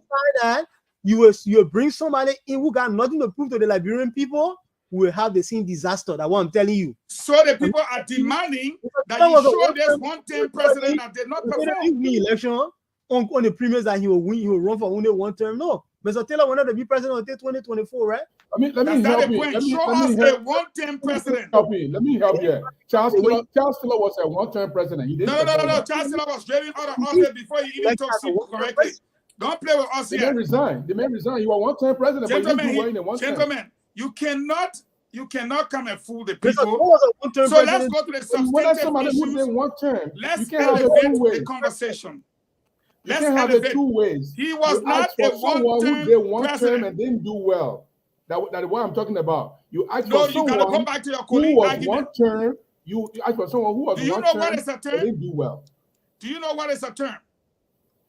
I know what is a term. Term If is you 6 resign, years. you So still- Mr. Taylor was not a one-term president. He did not end the term. He was not voted out. So let's leave the argument. Well, Let's he resigned. elevate He the debate. resigned. How long he He stayed in resigned. office? He How long did resigned. he stay in office? No, let him tell how long he stayed in office. No, you should tell us whether he completed He his stayed in office term. for 6 years. 6 years. Mr. Taylor was in office for 6 years. No, not we are less. belaboring the kidding me? issue. We are Yes. belaboring the issue. Let me Was make Mr. my. Taylor let me voted make my- out? Can you give me Mr. 1 Taylor was minute? elected in July of 1997. He got inaugurated on August 2, and he left office August 2. Whoa. He was in office for exactly 6 years. Whoa. When was the election in Liberia held? July 19, 1997. July 19, So where were you at? and he was inaugurated on August I 2, will play the tape 1997. over. Well, I ain't even going there. Let's elevate the You were conversation. in power for 6 years exactly. Nah. Wait. Listen, your point Taylor was is elected in a 97. one-term Why you want president to is argue that? dangerous. You said that precedence. So we are not having anything substantive here today. Dr. asked Richardson may not have left me something, but your argument today is that a one-term president is not good for Liberia. I'm not even supposed to be holding this debate with you. Going for a second term. If the person knows that they will not go for a second term, and you supporting the person say the person will not go for a second term, that's not good for the country. But you keep on the basis of lie. You said people say. You said You said it. people say. You Fadiga, all of you said it. So what you want to change But I it? can tell you what you and Jeru said. You and Jeru said that Can Gongo you give me said 1 minute? Can you that give me 1 minute? Waka Let me is the speak best, something. Let me speak and to Gongo something. is going to support Waka. Okay, Can you give me So- 1 minute? Let me speak to something. Can we end the argument now? Can I get 1 minute? Yes, or sure. Okay. If I were getting No, two, you asked for. Let me It's say about 28. first. First of all, I wouldn't have bothered about who served one term, but Taylor was elected on August 2, 1997, and he left in August of 2003. That's 6 years. So Taylor actually ended his term. The only thing Taylor did not do is to arrange election, for somebody else or for him or somebody else to take over. But he ended his term. So he spent 6 years, bro. From August 2 to August 3rd, August 28 or 20 something like that, or 2003 is 6 years. Check it out. From 7 to 13, that's 6 years. so wait now. Always- Here is always the been question 6 I put years. to you, Jeru. Jeru, Yeah. you said that JMB supporters, including myself, said that JMB will be a transitional leader for just one term. I put it back to you. I say you and Lami Kpagoye have told us that Gonglo said the best option for Liberia right now is JMB, and he will support JMB. No, then you'll be wrong because everybody listen to us. They can say we didn't say so. Oh, We I only see. No, you can filibuster all you want the issue. You can filibuster. No, it's your word versus my the word. people Right? who are okay. Let me say what I want to say. The people who have been listening to us will be able to tell in the future who is telling the truth.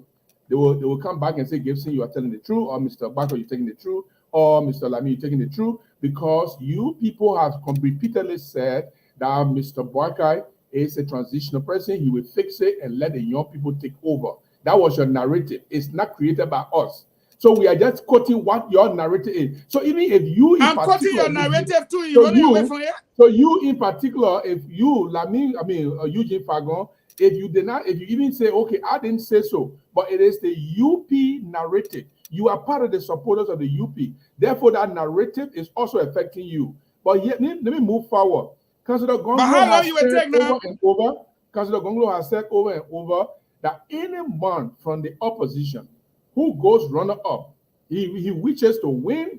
It is his plan to win. But if anybody goes for a runner-up with George Weah, he's definitely going to support that person.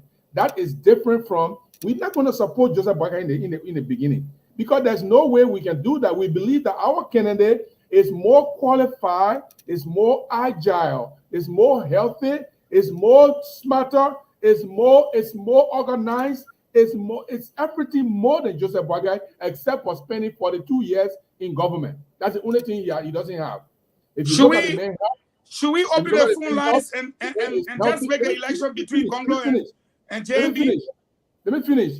Councillor Gonglo is healthier than Joseph Boakai. Councillor Gonglo does not carry a pacer. That is a sign of grave terminal health situation. Councillor Gonglo has a business running. He's paying people. Joseph Boakai has none in his life ever pay anybody from any business that you have made. Councillor Gonglo is agile. He's strong. He has visited 18 of the 15 counties. He has gone to more than 300 villages in Liberia. Joseph Boakai has only visited from Morocco to Beginner. That's all he has done. So everything that has to do with a qualified president, a president who can deliver, is not Gonglo. Joseph Boakai cannot measure up. Thank you very much, and I'll allow you to draw the contrast between Gonglo and Boakai. You say he's healthier than Boakai. Gonglo is healthier than Boakai. He doesn't have a pacer. You said he runs a business, and Boakai have never ran a business. He don't pay anybody. You said he's agile and he's strong. He's been to 14 of the 15 counties, and you said that he's far more qualified than Joseph Newman Boakai. May I ask you, just for the record, how old is your candidate?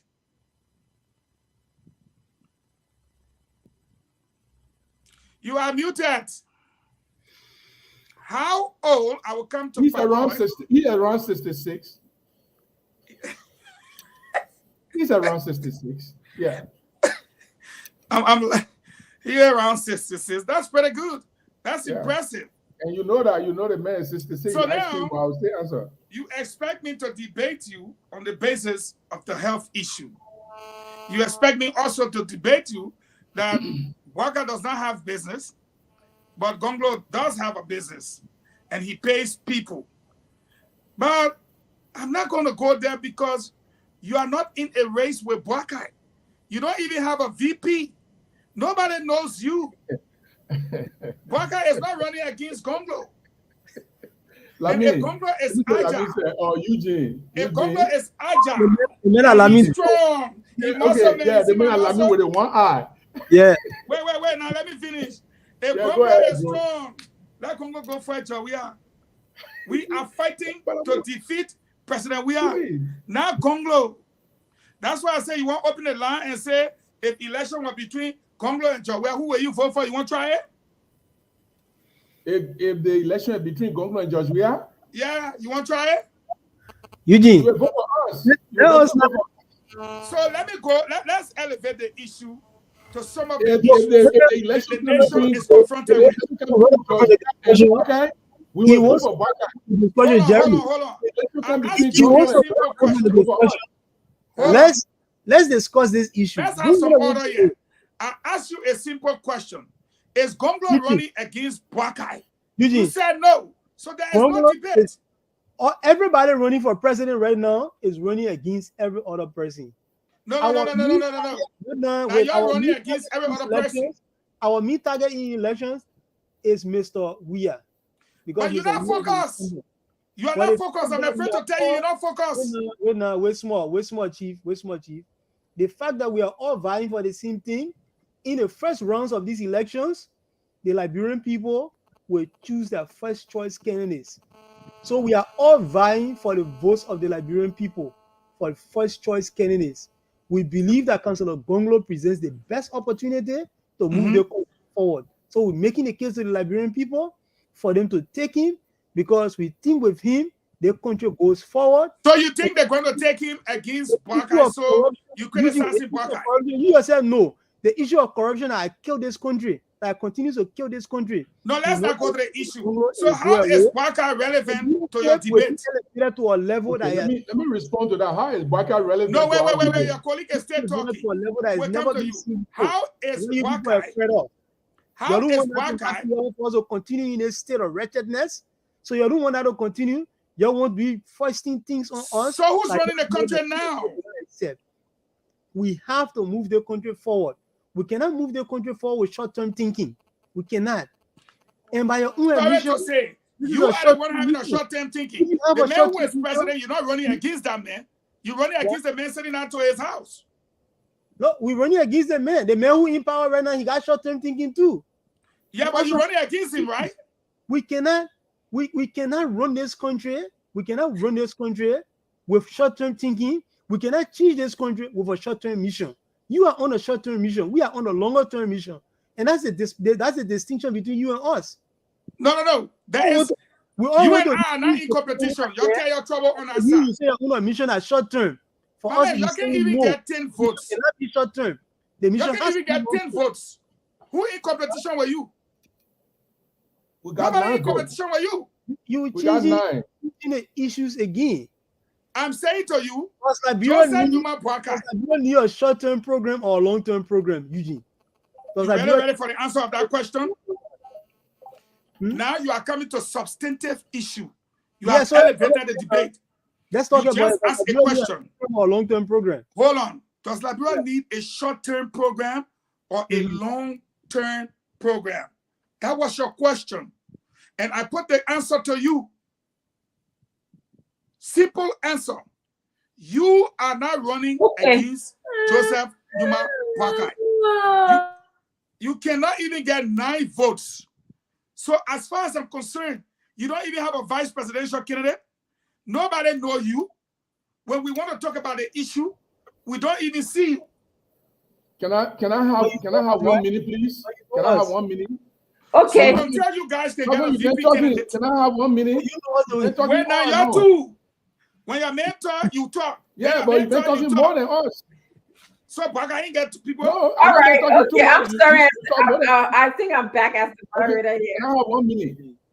Okay. So let me finish what I'm saying. Mr. Jeru, let me finish and then. Let me finish what I'm saying. Okay.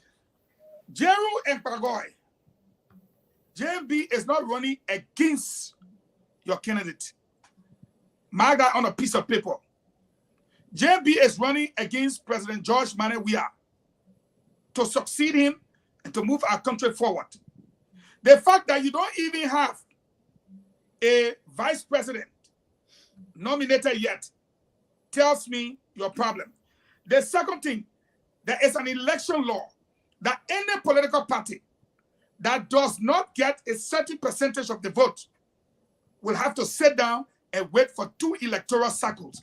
If you are not aware of that law and your candidate comes here and you know that LP they got 0.7 and now he's supposed to be saying I'm waiting.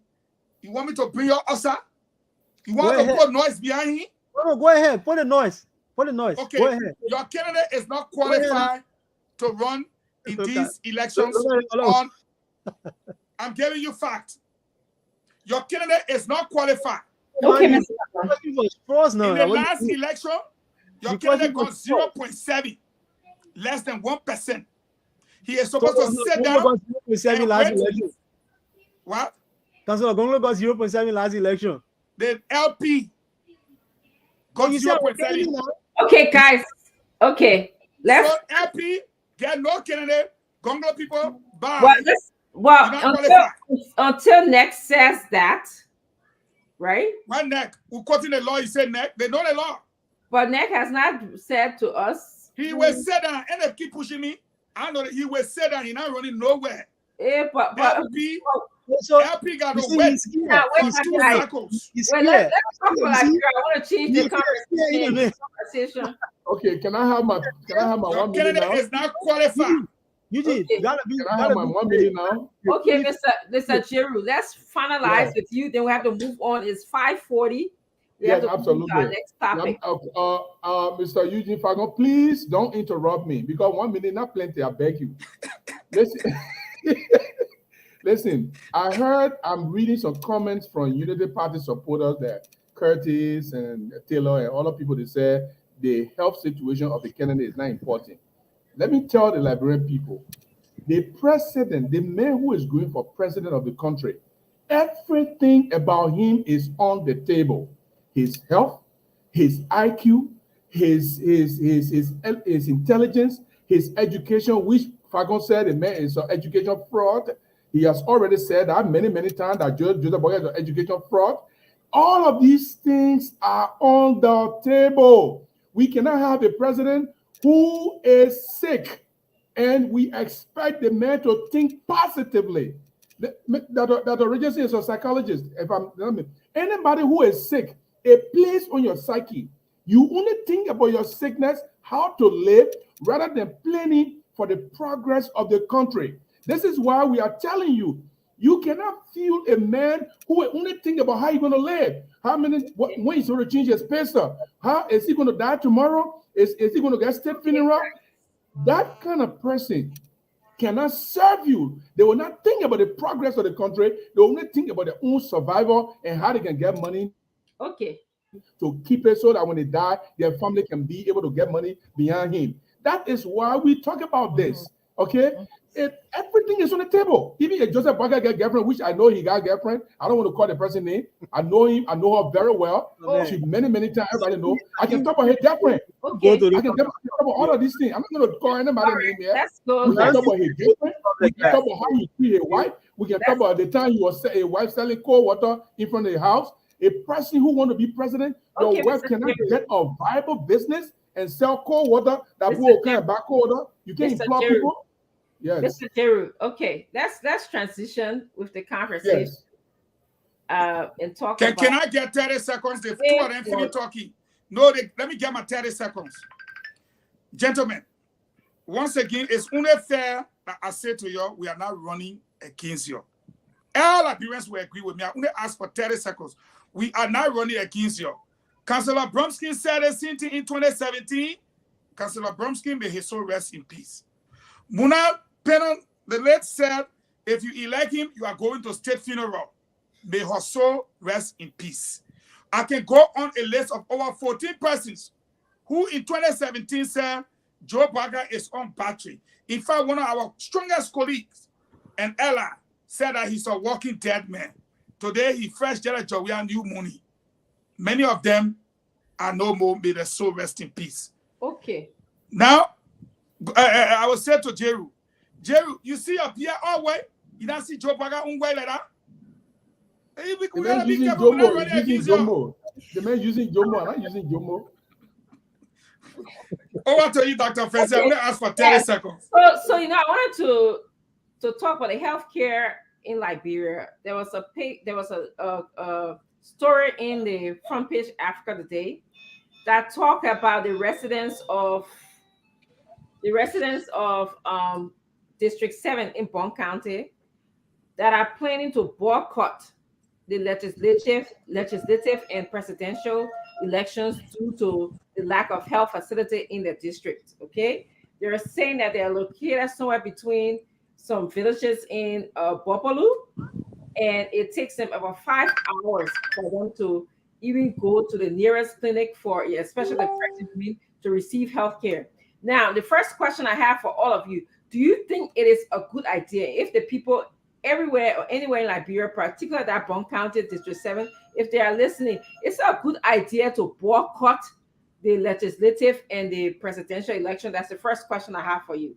Just because, you know, you want healthcare to come to your district. Let me start with you, Eugene Facon. Is it helpful? Is it not helpful? Let's start with Eugene Facon, then we'll go to Councillor Facon, and then we'll go to Mr. Gibson. First of all, I don't think it's helpful.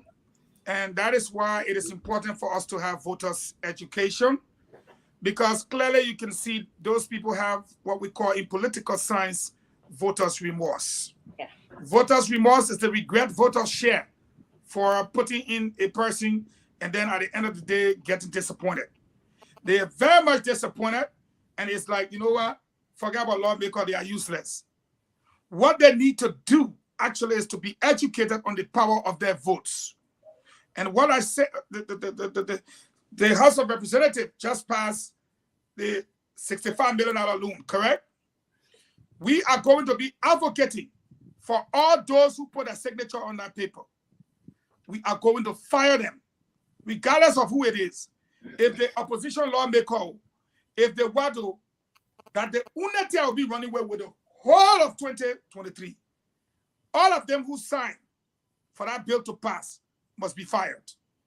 So again, we need to educate our people. It is not the rightful thing to do. The fact that you did not get health care in your district means that your lawmaker did not perform. Therefore, fire him by voting him out. Him or her, fire them by voting them out. Do not withdraw from the polls. Because if you do that, they will remain in office and be eating free money. So just fire them and replace them. You are muted. Sorry. Thank you, Mr. Facon. Mr. Facon is saying that they should vote the legislature out. Although this legislator, Mr. Joseph Papa Colette, was the one who constructed the clinic. But then they are also saying that he constructed this clinic, but he didn't, you know, follow up by providing medication or other necessary equipment for the clinic. So, Mr. Facon, we know that firing or not voting is not a good thing. It's not a vote. JMB, the PG is hot. If you decide not to vote, you are technically still voting. And that's what a lot of people in this country do not realize. Every vote, every voter that doesn't vote is technically voting for the bad candidate that won. I will say that again. Every voter that doesn't vote is technically voting for the bad candidate that won. So if you want to solve your leadership problem, you don't say we will not vote. Who does it hurt? It hurts you. You're the one that looking for a change in the society and looking for progress. You don't want to look for it. It's not a person who, I mean, those guys who come in running around and telling you say you should vote for them, 90% of them have really no interest in improving your lives. 90% of them looking for a job. That's a 9 to 5 for them. Even though they don't work much and they get a ton of money, that's what it is. Till the people in the country can realize that their poverty, that their disease, that their hunger is as a direct result of the leadership decisions that they make, the bad leadership decisions that they make. Till they can make that link, they're going nowhere. The society goes nowhere. So you say, I will not vote to solve the problem. If the people who are coming to you to ask you for your vote, if you don't trust anybody, look amongst yourself and take somebody and say, go and stand for the position, we'll back you. Do that. Raise up leaders from amongst the internet. Yes. Oh, what just happened? Yeah. So are you people hearing me? Yeah, I can hear you. I can hear you. Okay, so as I was saying, it seems that the internet had gone off. So as I was saying, if the people do not trust the people who are coming to them to ask for their votes, then they should raise up leaders from amongst themselves. There is nothing wrong with looking amongst yourselves, looking for people that reflect your life, even though people voted for Mr. Weah because they saw him as one of them and they thought he was going to improve their lives, and he turned out to be a disappointment. But there's nothing wrong with trying. I always tell people one thing: we should never tolerate people that work for the public service who are doing wrong thing, because there are always thousands of people that are better qualified or equally qualified out there that are looking for a job. So we shouldn't tolerate bad behavior. If somebody is corrupt, we shouldn't say, oh, when we fire the person family will suffer. That doesn't help. We should fire that person and we punish that person, because we can replace that person easily. Liberia is not in the 1950s and 60s where the number of qualified people in a country were limited. No, the number of qualified people in this country is not limited. So we have to have a zero tolerance for bad behavior. And solving our governance problem is not by telling people that will boycott the vote. No, absolutely, we should never do that. Thank you. Thank you. Yes, I hope Liberians, if you're hearing what Mr. Fagon and Councillor Lami are saying about your civic responsibility when it comes to voting and bringing in new leaders into the positions for you to get results from your vote. This is what they're saying to you. So, Mr. Giroux, let's ask your thoughts about the people, the residents in Bond County District 7 that are planning on boycotting the legislative and the presidential elections, because they're saying that their representative came in, built a clinic, and nothing happened. They can't even use the clinic, which is consistent with what the American government said about how we have utilized our healthcare system in our country. Yes, when the U.S. ambassador visited Bomi and other areas and said that the George Weah government money was given for projects and those projects didn't materialize, people say it was political. The U.S. government is meddling in the internal affairs of the country. But before I go further, once Smith was Senior is insulting my wife because he disagreed with me. I don't think that is a good thing. My wife has nothing to do with this. Okay, calling my wife names will not stop me from talking what I want to say. So you are wasting your time. My wife is already used to it. They have made her picture all kinds of ways and put on the internet. She's used to it. So this is a waste of time. So let's go back to Bond County. Lami said it, and you are all aware that George Weah, there's something I really think what happened to George Weah. The man who cannot make his area of expertise to succeed. There's nothing else I expect George Weah to do that will be successful. This health thing is a very serious thing, not just that district or in Bond County. It's everywhere in the country. So many places. The health system, the healthcare delivery system is bad up. George Weah has forgotten that he was elected by the people, and we don't want to blame the people for electing him. We think the people trusted him and gave him state power, but he has betrayed the trust that the people gave him. But like Lami said, do not refuse to vote, because if you refuse to vote, that district that refused to vote supposed to have made somebody to advance. But because you refuse to vote, if George Weah wins, the same problem that you are suffering from now, it will be the same problem. So when you vote against the people who fail to do good things. This is why we should vote on issues in our country. We shouldn't vote because the president is from Lofa County, is from Nema, is from Grand Jeda, is from Bon, is from Bapolu. We shouldn't be voting for that. We should vote for issues. Now, one of the issues you people have now is healthcare delivery. So because of that healthcare delivery that George Weah failed, he failed to implement, to give you what you wanted, for which you elected him in the past. Now you can vote against him and say, we trusted you. We wanted you to give us healthcare. Even people build a clinic, and just for you to send people here and put the drugs in a clinic so they can treat our people, you are unable to do it. Vote against him. Cast your vote and kick George Weah out of power. If you don't kick George Weah out of power, you will have the same problem. and we want you to please do not say I will not vote.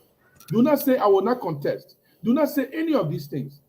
Vote and kick the man who keep you in poverty, the man who keep you in bad health, the man who keep you in bad education, the man who disregarded your votes, and now filling his pocket, building 18 to 20 units for himself to get rich, going to Jamaica and doing all the things he's doing. I don't want to call somebody in the name before the people say I didn't respect the president, because they were quick to say that. But look, on a serious note, do not fail to vote because the government make you angry.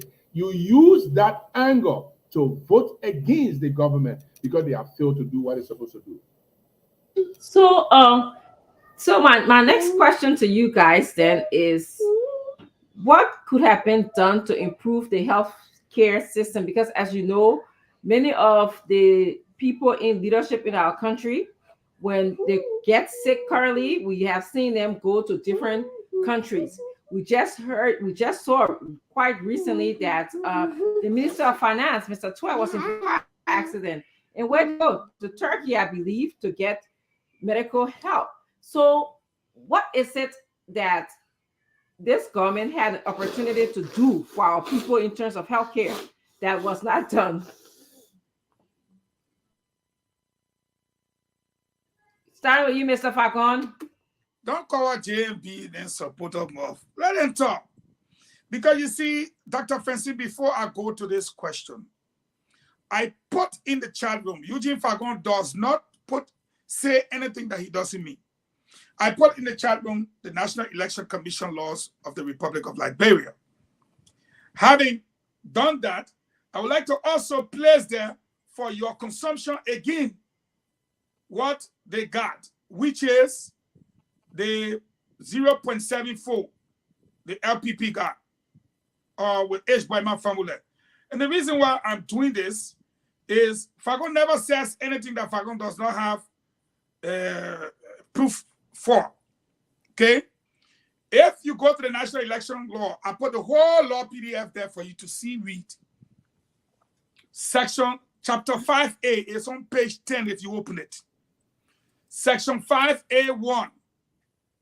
Then you got A and B. And I want to close this argument with Jeru and Pagoy. Liberia is a country of law. Section 5A1. A political party or independent candidate shall be suspended if the candidate nominated is in an election for the presidency or a seat in the legislature receives insufficient support in that election, thereby resulting into, then they come to A, none of the party candidates is elected. And B, the total of all valid votes that the French and window here they want. Tomorrow we now want no debate again. B, the total of all valid votes cast for the candidates nominated by the party is less than 2%. It's less than 2%. And that's why I put in the chat room for you to see. LPP, you saw it, right? I'm reading it. Yes, I'm reading along with you. They got 0.74. So Eugene, Hold on, my go boy. to You're talking at the the top. Supreme Court and go mount your challenge. Yeah, don't waste any time here with that Why nonsense you you talking. cutting me off for? Every day you say okay, fue. Go to the court and go tell you, mount your Let's challenge. have a good discussion now. Every day you can't want to tell you lead it thing you want hold it. Leave Well, that thing. Leave well, that thing. You just say Mr. that. Fagon, Go fight a challenge to Councillor Gongo's Please nomination. Go protect and me, do madam it. moderator. They're crying. Please protect Oh, me. you're afraid. hey, guys, Please protect me. but yes. So I did Please see. protect me. Let me proceed. Okay, proceed, and we'll discuss it. Okay, go ahead. Thank you. The total of all valid votes cast for the candidates nominated by the party is less than 2% of the total of all valid vote cast for all candidates in the constituency in which the party contested. The commission, I will repeat, the commission shall, S-H-A-L-L, shall suspend the party's right, not the individual, shall suspend the party's right to nominate candidates for the next 2 elections for the same office. Y'all want to debate me? Why y'all can't listen when I tell y'all leave me alone? Okay, Mr. Falcon. Your party not, let me finish. Your party not putting nobody in the race. They got 0.74, less than 2%. And they said the commission shall suspend the party's right. But Mr. Falcon, have we heard from NEC yet that this party's rights to participate in the election was suspended? If we heard, even though I hear what you said, I'm reading what the Constitution said, but who is supposed to make the final decision? Isn't it the commission? That's what I'm saying to you. I put the laws there. You read the law, right? I saw it. I read what it says. They shall suspend the party's right. So when we came here, I keep hiding under the garden. I don't want to tell them the secret. They have 10 secrets. I only have put 1 OSA. That party is not eligible to field a candidate. Now, that one, if you oblige me to bring the other 9 OSA, it will be bad. So now, Congo has to find different parties. Bring 20 OSA. Bring the 20 honor. Congo got to find different parties. We tell you to bring the 20 on. So the issue here is that for me, I'm waiting for NEC to make the final decision because they are the final decision maker. You waste your time with that thing that Eugene talking. Eugene let him pretend like he's a lawyer. The lawyer now is now saying don't waste your time. You see it? You guys have carried the conversation somewhere else. Can you please put a thing on the screen, Diamond? Whoever is in Diamond, they say we have internet connectivity today, and Diamond lost his phone when he first started. Look at Gibson wear his glasses to read it. Gibson, I just 1 out of 10. Okay. Eugene, we tell you to bring it 20 odd. Don't 13. To our healthcare issues are very, very, very important. Like the registry. Yeah. Let me just say something quickly. Eugene, it looks like tonight we inspire a level of fear in him tonight. Are you a fear when you can contest? Then you say I'm a fear. We inspire a level of fear in him, and then whoever started giving him those things, gave it to him, and then he decided to run with them. But they're not going to help you. The facts that we're talking about, you can always talk about facts and fiction, right? You talking your fiction, we talking facts. When we complete our nomination process at the NEC, you should go there and file a challenge. Then we'll know that you're serious. You should go there and file a challenge, yeah? Because it looks like you're afraid of the fact that Councillor Gonglo will supersede your candidate in this election. So that fear now has made you to start saying stuff like this. So we'll be welcoming, we'll be waiting for you at neck. Madam Moderator, it's not fair. The man say I'm saying stuff like this. You're supposed to say, okay, it's not Eugene that's saying it. I'm reading it. We'll be waiting for you at neck, so you should come. Who you waiting for the neck? You're not qualified and you say you're going to wait for me to neck. Who carry you there? Mr. Falcon. Okay, let's go back. I'm talking about healthcare. Yeah, y'all keep on taking this thing here to who's qualifying for election. Let's so let's leave it alone. Then the decision maker of who's going to be in our elections or not. And as far as I know, they didn't say anything yet, although Mr. Falcon read the laws that says who's supposed to participate and who is not supposed to participate. But let's move on to this healthcare, because this healthcare business is very important. You guys all agree with each other that the Bon County people and every other Liberian who's planning on boycotting the legislative and the presidential election should not do that, because it does not help their argument of wanting a better health care. It is highly likely that if they choose someone who can produce, someone who can advocate for them, both on the legislative level and on the presidential level, they will be able to get what they want. But not voting will not get them to get a better health care. So my next question to you guys is about Liberia's health care. The amount of money that we are spending in our budget, the amount of money the president is getting for what he called presidential projects, which is the PSIP portion of the budget that he allowed, it over $150 million in the budget for just to be spent at his discretion.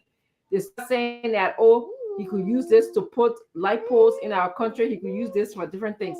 Do you think that the president can at Madam Moderator, please tell Gibson to pay attention. He wear glasses. He can't be very law catchy. He listening to me. He listening to me. Can you believe that? I'm reading the comments. JMB can wear glasses. We see JMB with glasses, but Gibson wearing glasses. I'm just reading glasses, my man. My eyes are good. Then why you using glasses to read? Our conversation, you taking it to wearing glasses. So when Mr.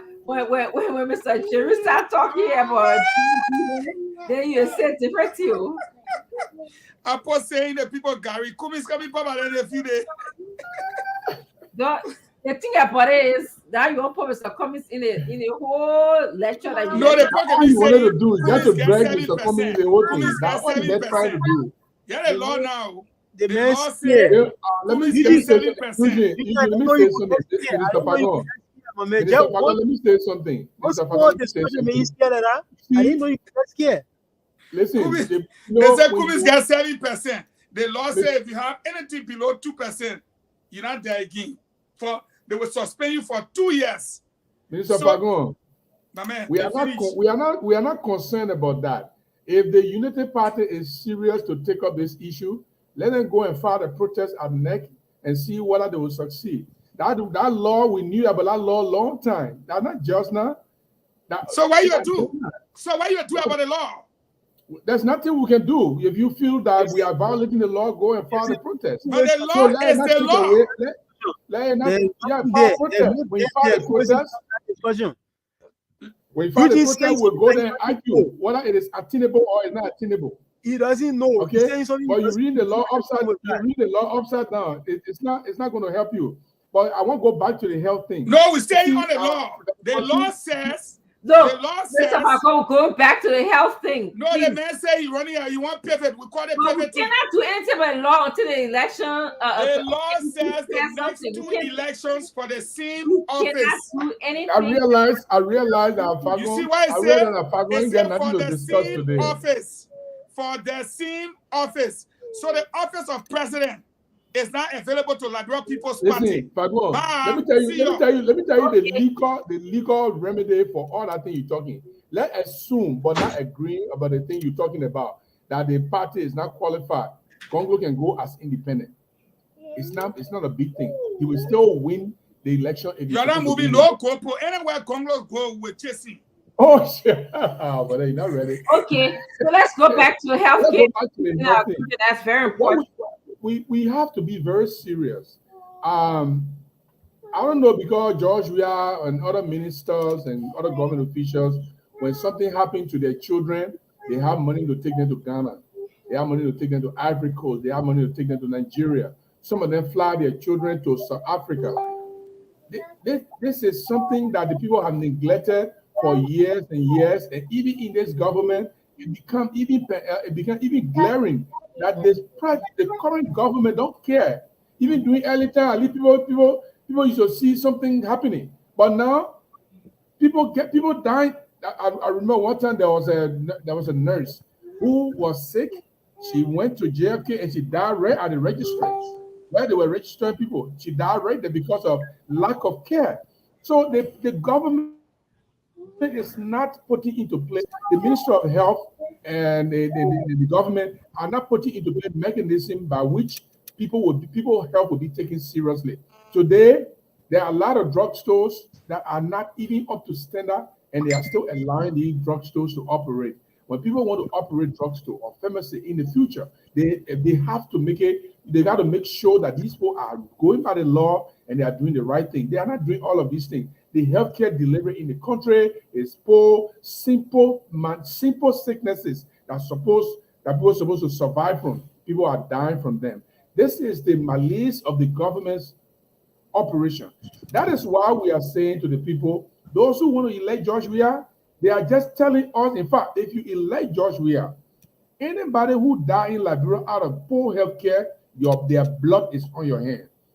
If you elect George Weah, if you go to that ballot box and cast a ballot for George Weah, the people who will die from poor healthcare in Liberia, the people who will die from poor healthcare delivery in Liberia, poor primary healthcare, poor tertiary healthcare, those who will be unable to go to hospital and live, pregnant women who are dying from childbirth, all of those people, their blood is on your hair for voting for George Weah in our country. Yes. Please allow me to give 2 breaking news. Okay, go ahead. One, we are receiving reports that Dr. Florence Chinaway, former agriculture minister, I don't know if you know her, Dr. Richardson, has passed. Is that true? I don't know. I'm not near my phone. We're receiving the information that she has passed.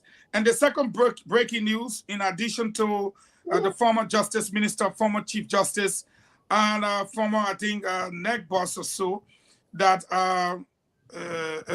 Frances Johnson Allison, Councillor Frances Johnson Allison, resigned on the same issue. Another lady by the name of Councillor Lucia D. Sonigbala, assistant professor at the Louis Arthur Graham School of Law, has also resigned in connection with the same thing.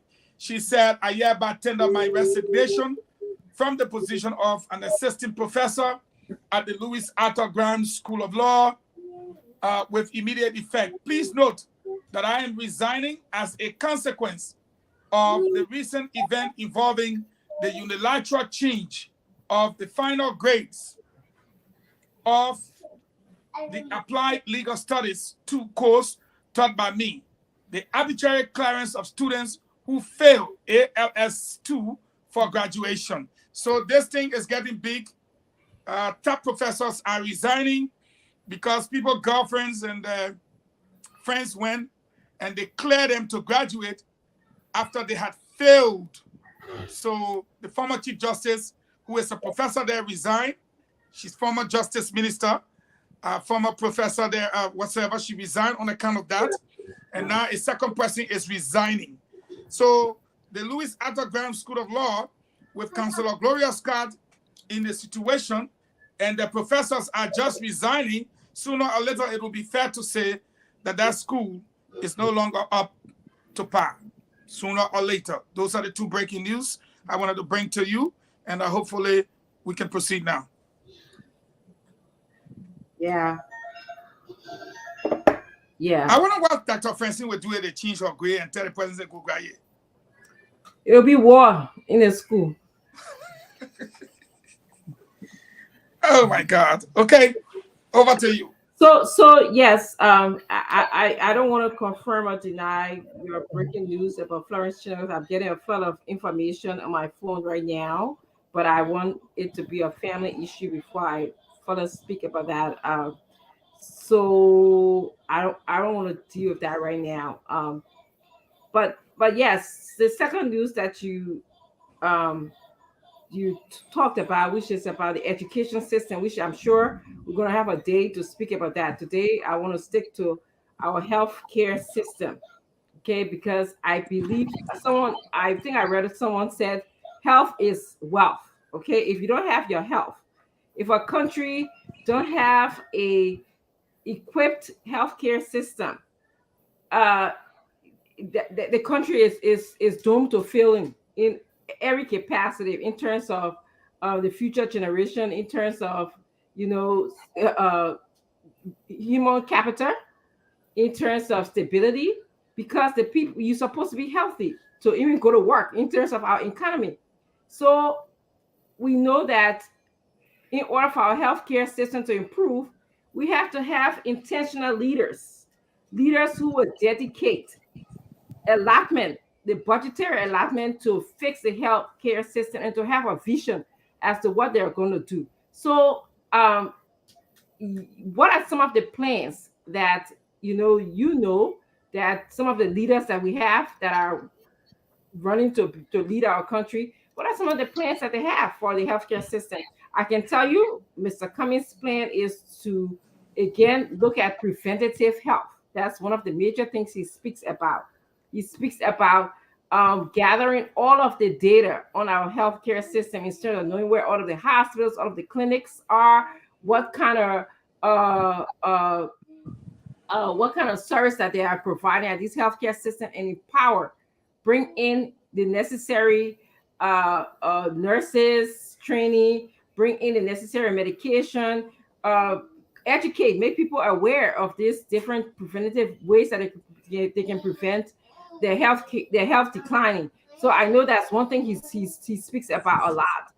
Mr. Facon, can you tell us a little bit about what JB intends to do to Vice President Walker intends to do to uplift the healthcare system in our country? Right now, we know what we have is not where our country is supposed to be. Well, first of all, it's not in our interest to build hospitals when you don't have trained doctors in them. And I think one of the issues with our healthcare system is the fact that we do not contribute from our budget. As you heard Boubacar Camara state here on this platform, we don't give a lot of money to our healthcare system. Mm-hmm. We undercut the healthcare system and expect the healthcare system to perform. The second thing we do is that we allow for business people to bring in pharmaceutical products, and we say to our people, we'll diagnose your case, but you got to go and get it from the pharmacy. Mm-hmm. Instead of having a revolving drug fund where I can bring in the same product for 70% less than what the Indian, Lebanese, and others are selling it to our people for. And all our people will have to do, we can privatize it, or we can leave it as government pharmacies. The government bring in drugs. What have you heard all around the country? People take it, put it in a bag in the night, don't give it to the patient, and go open drugstores. At the end of the day, our people continue to suffer. So we open a revolving drug fund. What Boubacar wants to do is that we said, Dr. Francine, we'll give you this amount of drug, and when you sell, you just give us back the money. We send for more. You take all your lay profit, you pay your lay worker. It is far more cheaper for people to operate like that in our hospitals, in the little pharmacies around the various hospitals, than it is for you to just bring it and doctor just take it and carry it to their pharmacies. At least you will take care of your money because you know you owe us and you have to pay. But it will reduce the cost of drugs for our people. The next thing is, you talk about the healthcare, doctors and what have you. We have to learn to pay our doctors correctly. We paying one minister who talking funny thing. We pay them about 6,000, 5,000, but a doctor is making around 700. The other day, the government had to correct one of their propagandists who said nurses were making 800. The correction was 800 nurses were put on the payroll and they make around 250, 150 to 250. Imagine in Liberia, a nurse is making $250. But somebody, girlfriend, as a director with no computer in her office, is making $1,400. Is that why you did harmonization? Harmonization should have allowed our professional class to stay within the country so as not to promote a brain drain situation. For people to come home and work. But you take a director for communication somewhere, you pay them $1,400 US, and I'm speaking as a former government official, but you pay a nurse who is catering to someone's health $150. Doesn't make sense. So again, we must be able also, look at JFK, for example. JFK is older than everybody saying now, yeah, perhaps. No, I won't say so, I'll take it back. You know, but JFK is almost 60 years old. We have one referral hospital in Tapita. We got a couple of referral hospitals, but no doctors. There are doctors from around the world willing to come and work. But do we have money to pay them? No, instead, we're allowing for girlfriends to ride a $90,000 car. The maritime bus drives a $90,000 car. NAFA, the fisheries bus drives a $125,000 car. Akaros Great drives a $94,000 car. People are driving, but you can't even find buses. Neither homes. This is why Boubacar Camara said we have misplaced priorities. So the healthcare sector will be given priorities in many respects and many aspects. We must change the way we operate our healthcare system. Yes, and I'm going to come to you, Mr. Jerry. I know it's 6:18. I'll come back to you, Mr. Facon. What prevents the current leader, or any leader for that matter, from making the healthcare system priority? What's going on? Why won't somebody understand that as a leader of a country that this is what I need to do for my country, for my citizen? What stops them from doing that? Thank you very much. And that's a great question. In fact, I think it is starting with two things. One is the leaders, most of our leaders, because they have money to take their sick relatives, sick family members abroad to get the much needed, medical care. So they pay less attention to the hospitals and the clinics that are in the country. And because of that, I can give reference to the people of Grandjida. The Martha Totman Hospital is one of the least equipped hospital within the country. In fact, that hospital, it kind of serve 3 or 4 counties over there, serve as a referral hospital for 3 or 4 counties, and people are trooping from everywhere and going there for treatment. Unfortunately, information we are getting from that hospital from time to time, no drugs, low payment of health workers, and people go there, they don't have it, they give you paracetamol, and stuff. Some people die because they don't have treatment. People go in there, they have to refer them to Tapeta because people like George Weah don't think it is necessary to pay attention to Martha Totman Hospital, the hospital that serves many, many people in our region with many towns and villages. That is example. That's one. The other part is government in Liberia seems to feed on the notion that when you keep the people less educated, you can control them. If you don't pay attention to their healthcare delivery and they are sick, they rather pay attention to their sickness rather than thinking about the change that the government is supposed to make. For all of these things are valuable thoughts from people who look at the government in a very, very different way. Let me give you an example. You talk about preventative care, and this is where what the point 9 in the 10th policy of Gonglo's administration, the first 100 days, what he intends to do is by promoting a healthy population by focusing on the preventative health services and strengthening curative medical programs at the community level. Curative medical program at the community. We're talking about healthcare delivery at the primary level. Healthcare delivery, curative, to cure people when you sick in the community. What Gonglo is saying in a simple language, if people are in West Point when they are sick, Gonglo administration is concerned that the Redemption Hospital will be able to treat the people in West Point. People who are in Grandjida, the Martha Totman Hospital will be able to treat the people. If you are in Bomi, the hospital will be able to treat you. Curative medical program at the community level throughout a strong monitoring system. This is what Joshua government lacks. Monitoring system.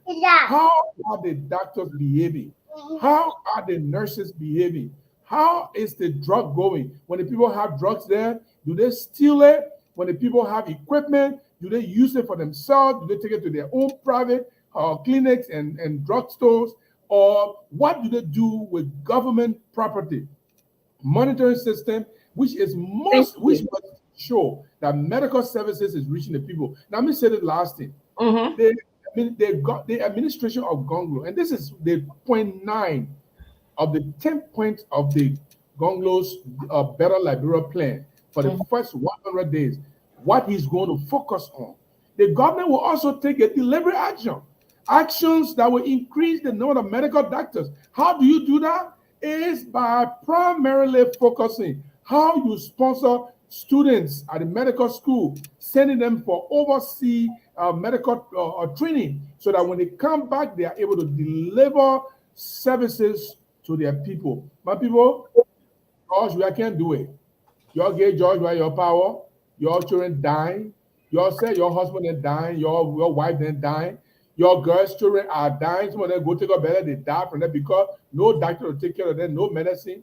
George, we are not looking at the hospital. People stealing medicine from the hospital. People are not using the government property very well because you don't get time. They may get time. They may got money. When your children get sick, you get them abroad. When your wife gets sick, go abroad. Thank you. Thank you very much. Yes, thank you. Councillor Parkour, I'm going to ask you to add your voice to this situation that why won't a competent leader or leader of our country uplift our healthcare system? Why? What is so difficult about focusing your attention on the healthcare of our country? What would you do differently? So the same reason why they don't solve the hunger problem is the same reason why they don't solve the healthcare problem. And for most people who are political leaders in our country, and we can see the evidence over the years, the people who have run the country, if people are not hungry, then they will see the environment and they realize the place is dirty, they will demand more. If people do not have to be thinking about the drudgery of the basic necessities of life, then they will realize that things should improve in the environment. The people who have consistently run our political system do not want that to happen, because they want to keep the people in this country in a semi state of starvation. Because when people are more concerned about what they will eat every day, they don't think about what's happening in a general environment. That's the reason why none of these people, whether the current people who are there, the previous people who are there, and anybody who's been associated with high level power before, that's the reason why they will not improve it. Because when they improve it, then they will be forced to enhance the governance system. A few years ago, and that was before this other government came to power, I think it was the tail end of Mr. Salif's last elections, someone died in a car. I mean, it's traumatic when a human being is dying. That was the first time I ever experienced that. When a human being is dying in proximity of you, it's a huge degree of trauma. So there was a security guard, John Tier, where I lived at the time. The security guard came. The security guard was sick, and he didn't have money to go to hospital. So in the evening, one of his colleagues came to me and said, Mr. Tier is not feeling well. So I go and ask Mr. Tier, you're not feeling well. Do you want to go to hospital? And Mr. Tier was like, no, I took some medicine, so I can make it through the night. And Mr. Tier basically did not want to spend the last $10 he had on him. He didn't want to spend it on healthcare. Later on, it seems all the security guy who came to me first came back and said, Mr. Tier's situation doesn't look good. So I came out to him again and asked him, do you want to go to the hospital? He didn't want to answer. I said, okay, I will take you to the hospital. I will pay. So then he agreed. Put him in the car, drove to JFK. At the time, I did not know that the front gate at JFK cars were not allowed to enter. I didn't know it was only an exit. So got there and the security said, you got to go around. This is a dying man in the car. We had to turn around, go around on the other side. We got to the emergency ward. There were 2 hospital workers there who said the hospital was closed. The emergency ward was closed. They had no space. This man needs help. They said they will not allow him in. The man said he wanted to use the bathroom. They said they will not allow him. So he started to stretch in the car. He started to, convulse and stuff like that. So we drove and went to another clinic. They said there was no doctor on call. And by the time we got to Cooper Hospital, he was dead. By the time we got to Cooper Hospital, he was dead. That was one of the most traumatic nights I've ever had. Have someone dying in the backseat of your car. I mean, not just any kind of ordinary person, but somebody who you have intimately had conversations with. Just that evening, you were talking to the person dies in the back of your car. They announced him dead, and we took him to the funeral home that night. And obviously, he didn't have anything. He was a security guard. We had to pay for his burial and all those things.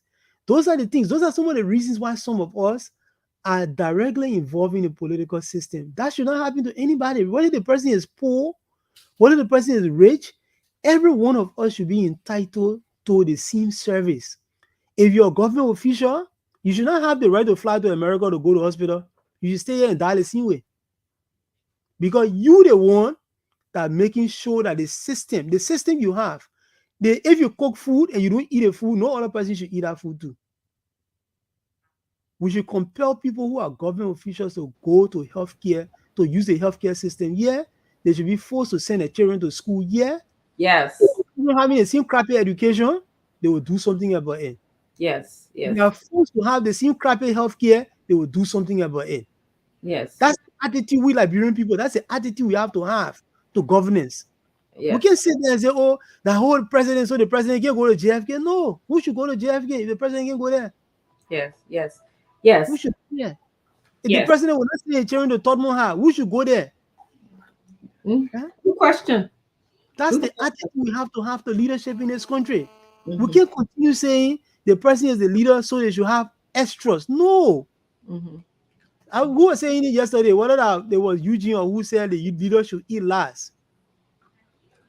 I mean, I don't know whether that corruption eating or that real, no one eating. When you know Joel Howard Taylor said that they're time to eat. Mr. Cummings says that a lot. He means it. Nobody's time to eat. People should be able to use the service that they are providing to us. I got a tip from Mr. Cummings. Mr. Cummings was the one who made that statement that leaders should eat last. It's not an issue of eating. He means it. All of us living a good life because our people.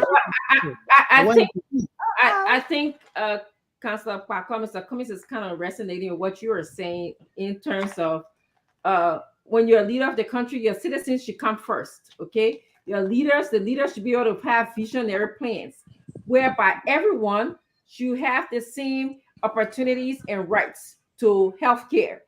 His children should be, or he shouldn't be any exception where he gets sick, he should leave the country. If the healthcare system is good for John Paul in our country or Mary Brown in our country, it should be good for Mr. Cummings. And I think that's what I agree. And that's what you are saying, and that's what you said. So what if Mr. Tia could not get good healthcare that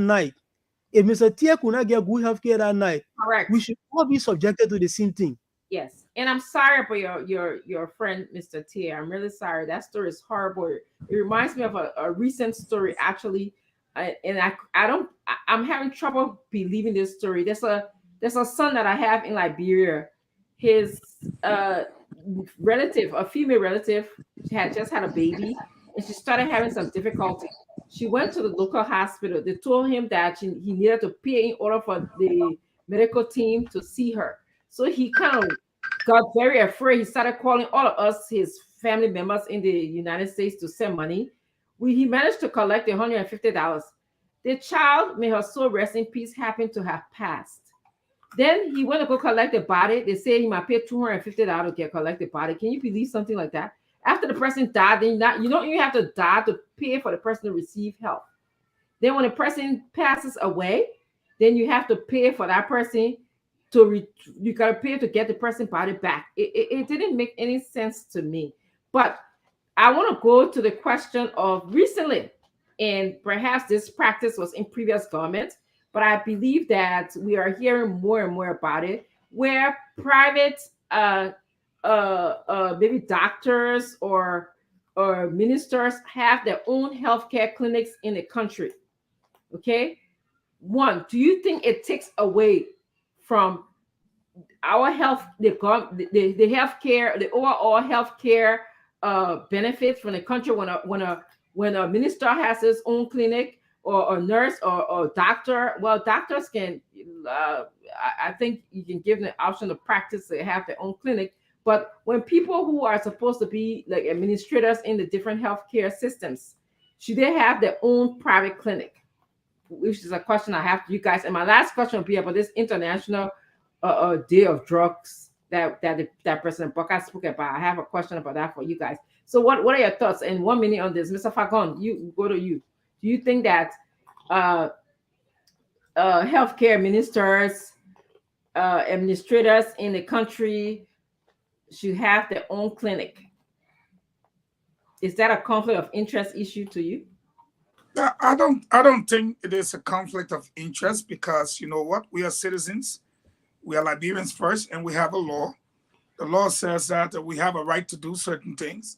I think what we need to do as a government and as a people is to ensure that people are not allowed to steal our stuff and get away. So yes, we know you have a pharmacy. We know that you are a doctor.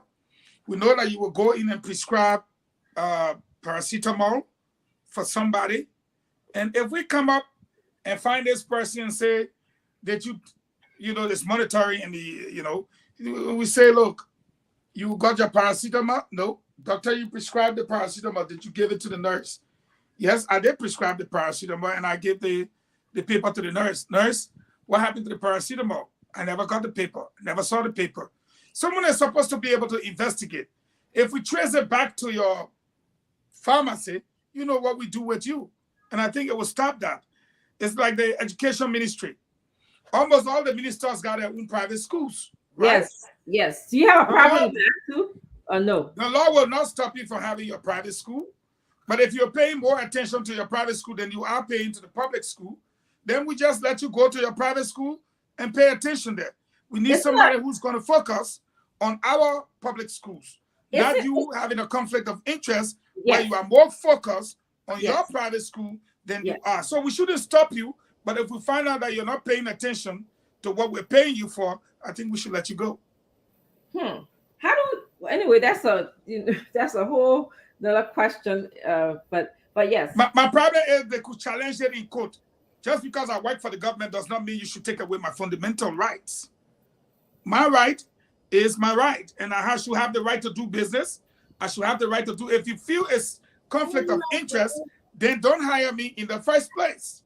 Okay, that makes sense. Yeah. Okay, let me go to you, Mr. Jerry, and then we'll go to Councilor Bako on this. What are you thinking, Mr. Jerry? Actually, there are some moral laws that people follow. They don't have to be constitutionally written. They don't have to be statutorily written.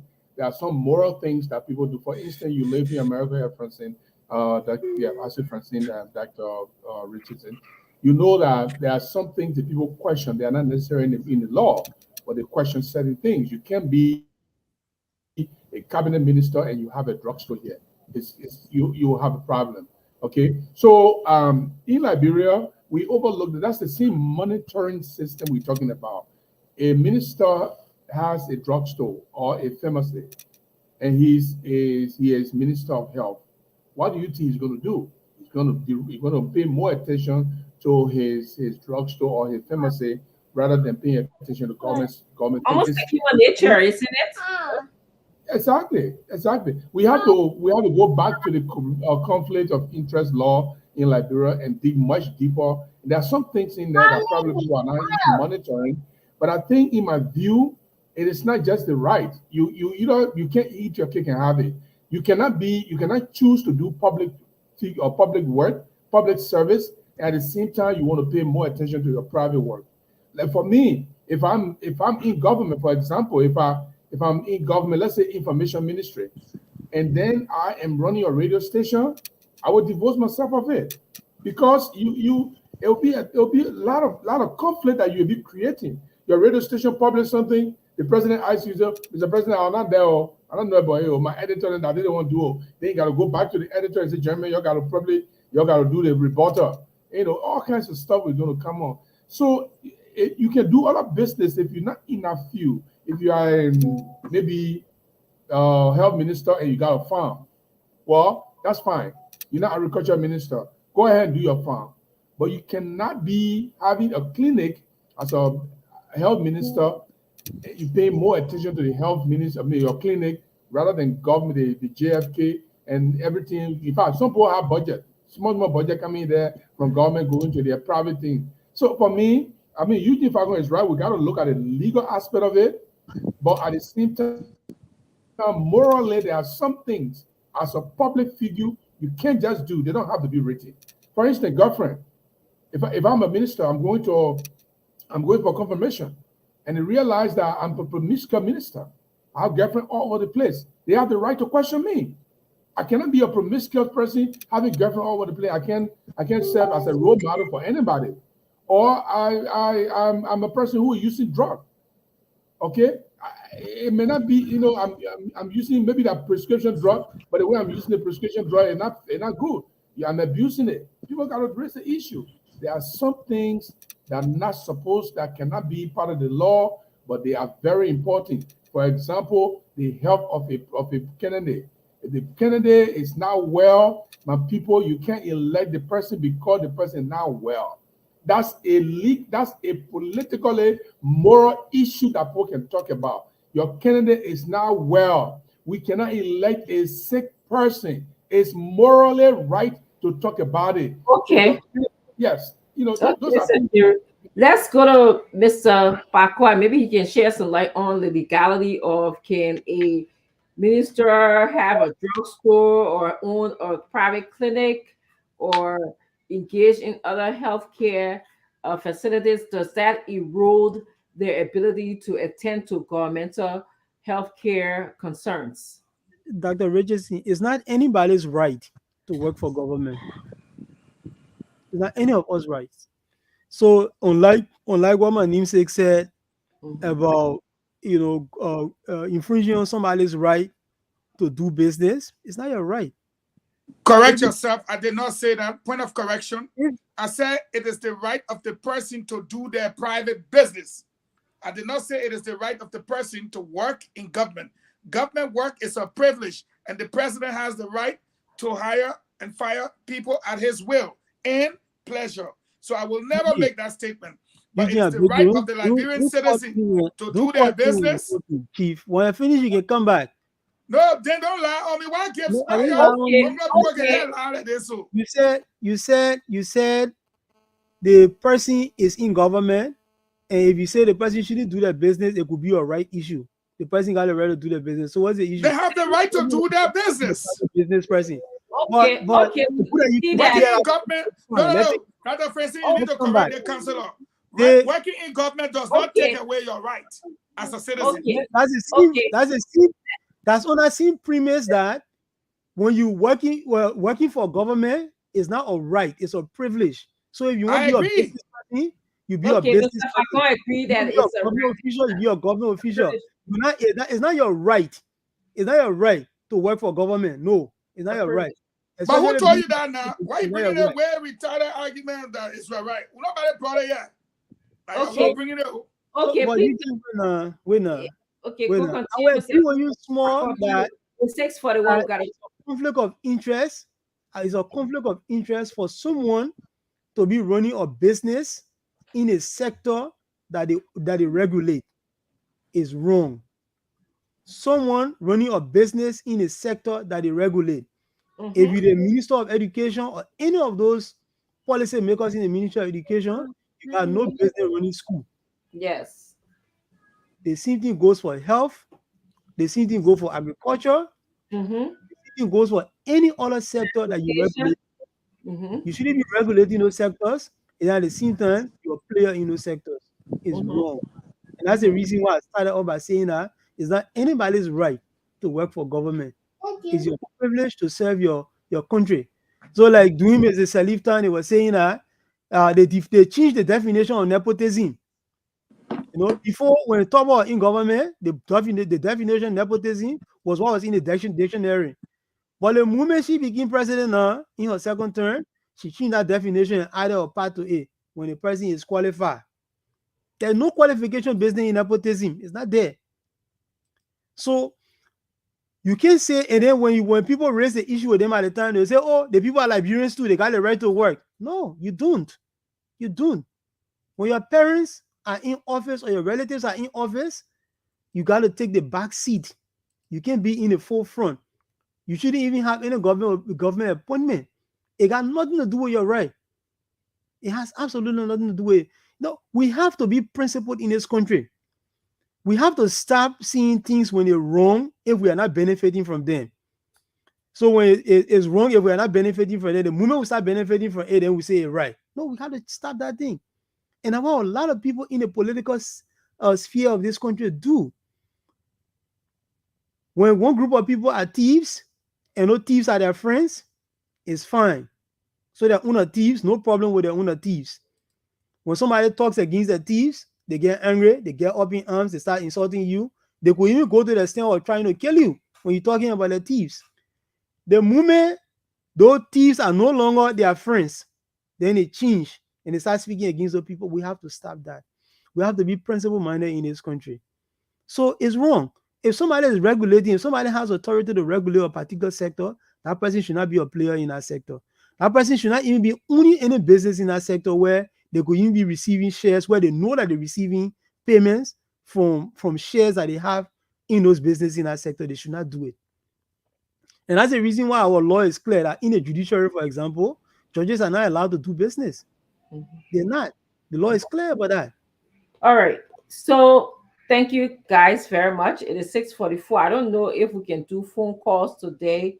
DJ Magic Slanka, I know Slanka lost his telephone, and I don't know if we can take about 5 calls. But before, as he prepares for us to go to the phone line, there's one thing I would like to ask you guys about. Today, President Buckeye spoke about declaring war on drugs. Okay, that's what I heard from Mr. Falcon. Honestly, I would say that I was unable to listen to the speech in its entirety because, again, I was traveling, and when I did try, I had difficulty with the volume. I don't know, there was something going on my earpiece or either my cell phone. So I'm going to go again and try and listen to it.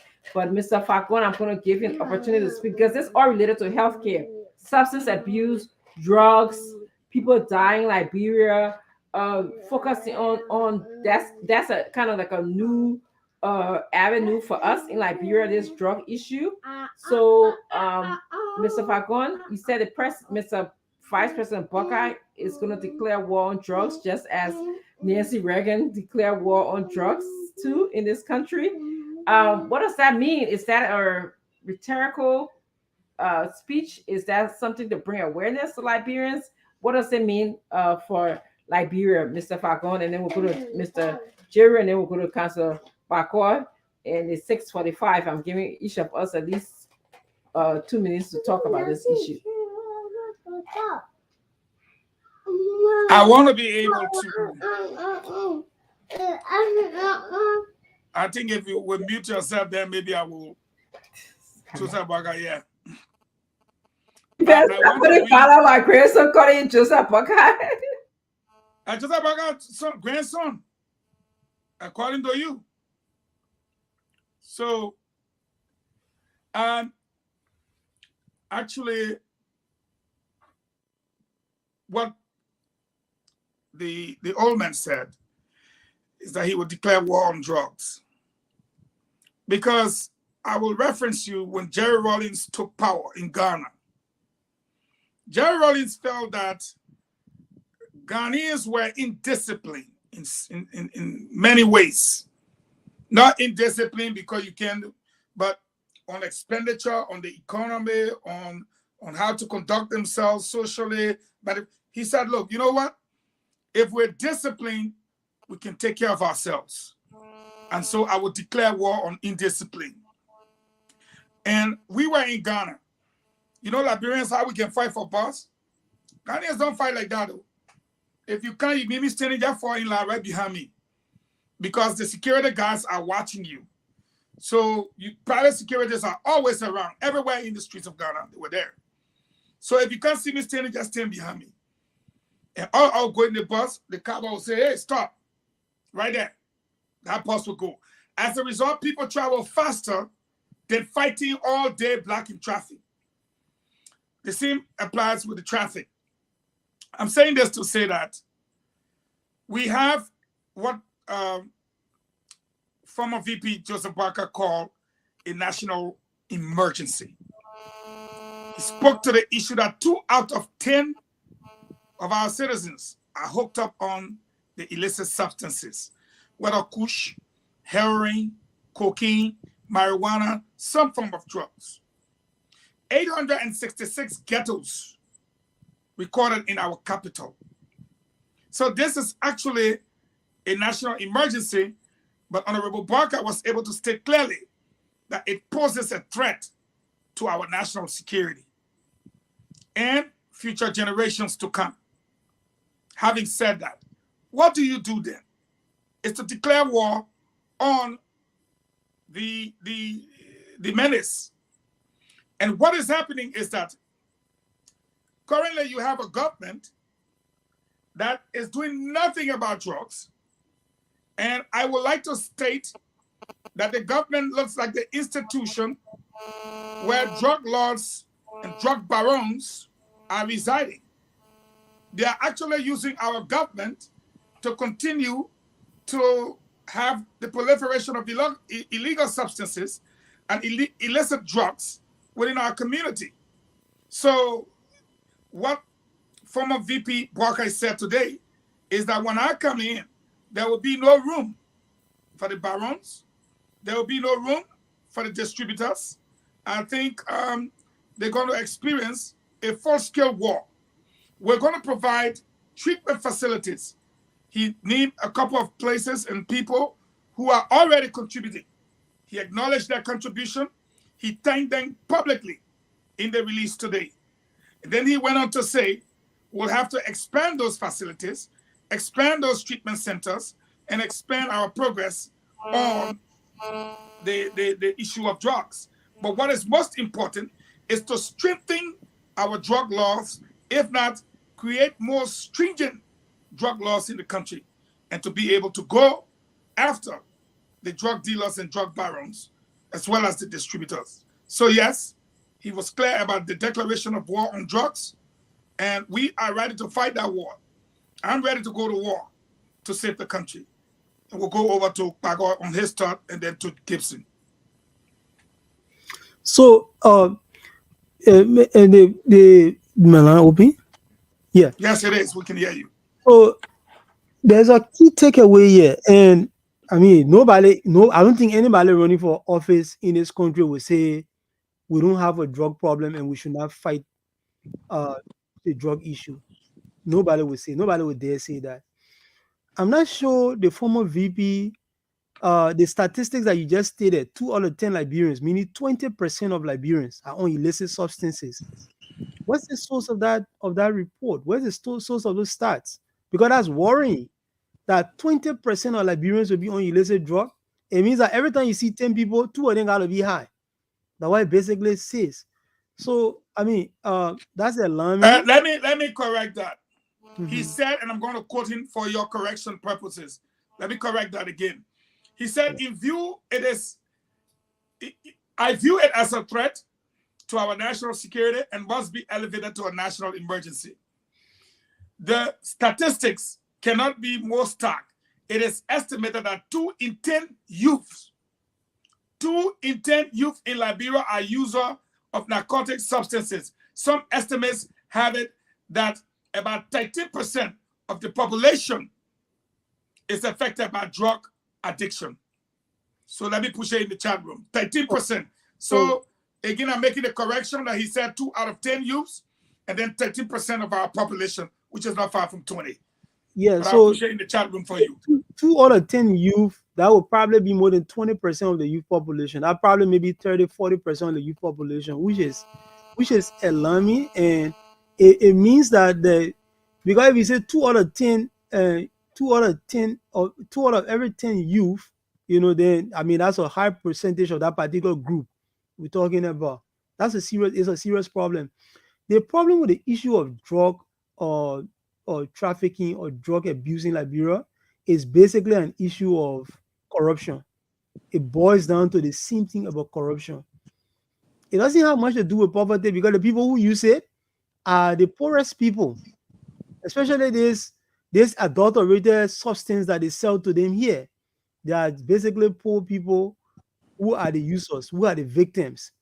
So it has really it doesn't have much to do with poverty, other than the feel-good factor that these people are on drugs, and for the limited period that they are high for, they forget their problems. But basically, it's an issue of corruption. So we need to deal with our corruption problem. And this corruption problem actually stems from the pressure that the U.S. government has put on the drug cartels in South and Central America. The pressure they put on them, sufficient pressure they put on them over the past 10, 20 years, has caused the drug trafficking rings to shift their attention to the Middle East and Europe. And now the conduit to those places now is through West Africa. West Africa happens to be the part of the world that has one of the worst governance systems. West African countries are largely failed states. Liberia obviously is on the path to be on failed state. The biggest failed state in the West African sub-region is Guinea-Bissau, that has become a narco state. A few years ago, a drug war led to the death of the sitting president and the sitting army chief of staff. Some people kill the army chief of staff. The army chief of staff supporters went and killed the president. So that country there is basically a kind of narco state. Several other countries in the West African sub-region are like that because of that pressure the U.S. government put on the drug trafficking, the drug cartels in South America. So if we solve our issue of corruption, the people who take money from the drug cartels in order to allow them to have free passage through our country, will not have those people doing it anymore. And the moment you deny access to these substances, you solve the problem. The problem there is that the longer it takes you to solve that corruption problem, the worse the situation becomes. A few years ago, these people, these disadvantaged youth that people call Zogos around Liberia, you will not see too many of them. But today, everywhere in the country you go, you find them now. I was in was driving 30 seconds because we got to wrap up to close. Yeah, we're driving to a village in Lofa the other time, and we saw iron bars to the people we know. We saw iron gates. Normally in the villages in this country, crime will be at the minimum. The crime you will find is maybe somebody, boys stealing people chicken to cook in the night, or going to the people find the dig small cassava from under the tree and go and cook it, or going to the people find, that the kind of thing you find. But in the villages where people having iron bar now, that tells you that crime is spreading all over the place. And it all due to the issue of greed and corruption that has characterized our governance system. If we don't stem those things out, we're not going to make progress. And the reason why Councillor Gonglo is very strong when it comes to dealing with the issue of corruption. Because Thank you very much. So this issue of drug abuse in the country. Thank you very much. Let's go over to Gibson for his thought on the drug issue. Thank you very much. First of all, the reason Councillor Bako asked the question where you got the data from is because the VP Bwaka failed to quote the source. The information that VP Bwaka is quoting is coming from the UNFPA Liberia statistics that it is estimated that 2 in 10 youth in Liberia are users of narcotic substances. Now, pleasurism is not a good thing for anybody. Joe Bwaka is a super pleasurizer, and I think VP Bwaka should stop pleasurizing, giving facts as if it is his own. Yeah, because he should have said, if Councillor Bwaka would not have asked if he has said in his statement, according to the United Nations Family and Population Agency, 2 out of 10 are using narcotic drug. Councillor Bwaka will not ask because you quote your source, but VP Bwaka make it look like it's his own information that you are using. That's plagiarism. In school, you will fail for it. If you do that, you will fail. Can I ask you a quick question? I'm sure you look at this statement. I don't know. When you're Wait, talking can I like ask you a quick question? You are a journalist, yeah, go ahead, Ice. Yeah, go ahead. It's just a question. They left me to moderate. Yeah, go ahead. You're a journalist, and the issue is in the chat room, and you went and did a quick research. That's why I want to ask you a question. I view it as a threat to our national security, he said, and must be elevated to a national emergency. Quote now, the statistics cannot be more stark. It is estimated. It is estimated. So he didn't say me. He's quoting a source that have estimated.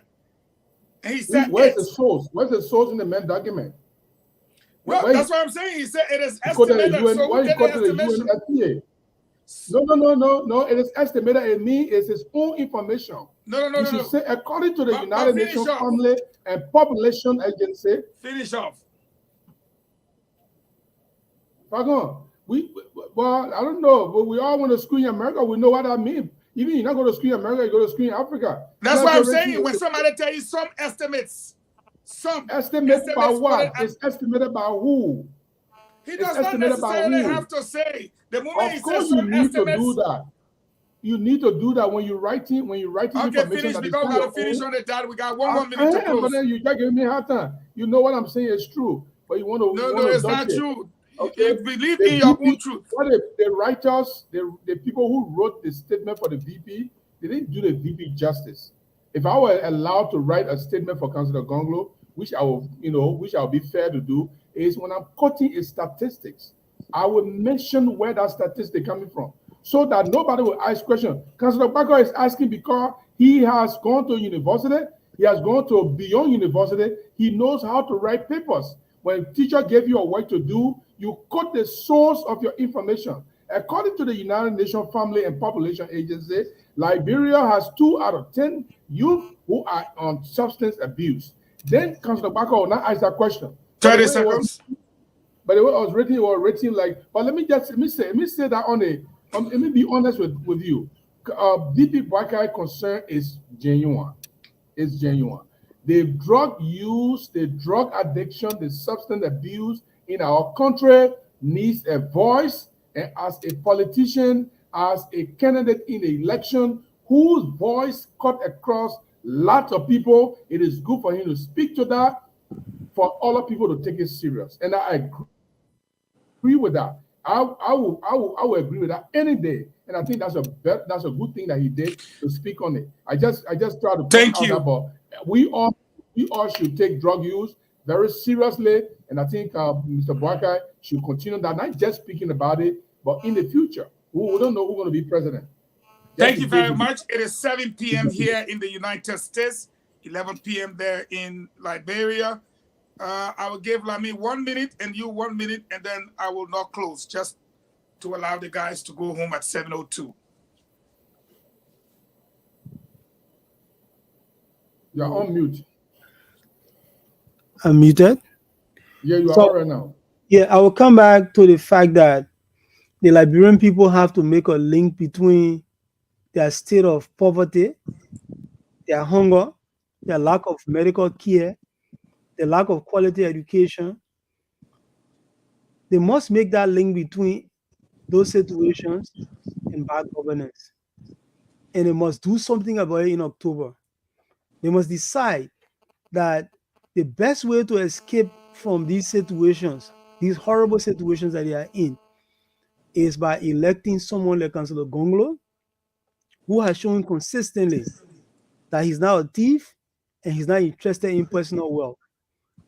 The desire to get personal wealth in this country, especially amongst our leaders, has been the reason why our country has been kept down like the way it is.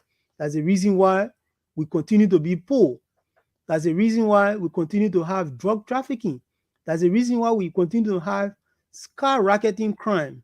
That's the reason why we continue to have galloping inflation. If Liberia must escape this situation, if Liberia become prosperous, they must ensure that their leaders are doing the right thing, and their leaders are not interested only lining their pockets and pretending like they are the most they are the best philanthropic people in the society. So my people, October 10th is not far away. It's just probably about 106 days from now. Thank you very much. Over 3 months. Go to the polls, elect Councillor Gonglo as a long-term leader that will bring sanity to your government and bring prosperity to this country. Thank you very much. Thank you. And another breaking news we must bring to the public is that the National Patriotic Party Bassot Chapter Chairman Wadia Mazood has resigned. Again, Wadia Mazood, the Bassot chapter of the National Patriotic Party, has resigned. And he was clear in saying the reason for his resignation. But again, we're there. The Constitution provides him that right, so he took it and resigned. Gibson, you got your 1 minute, and we can leave the guys. I'd like to zero in on the drug issue.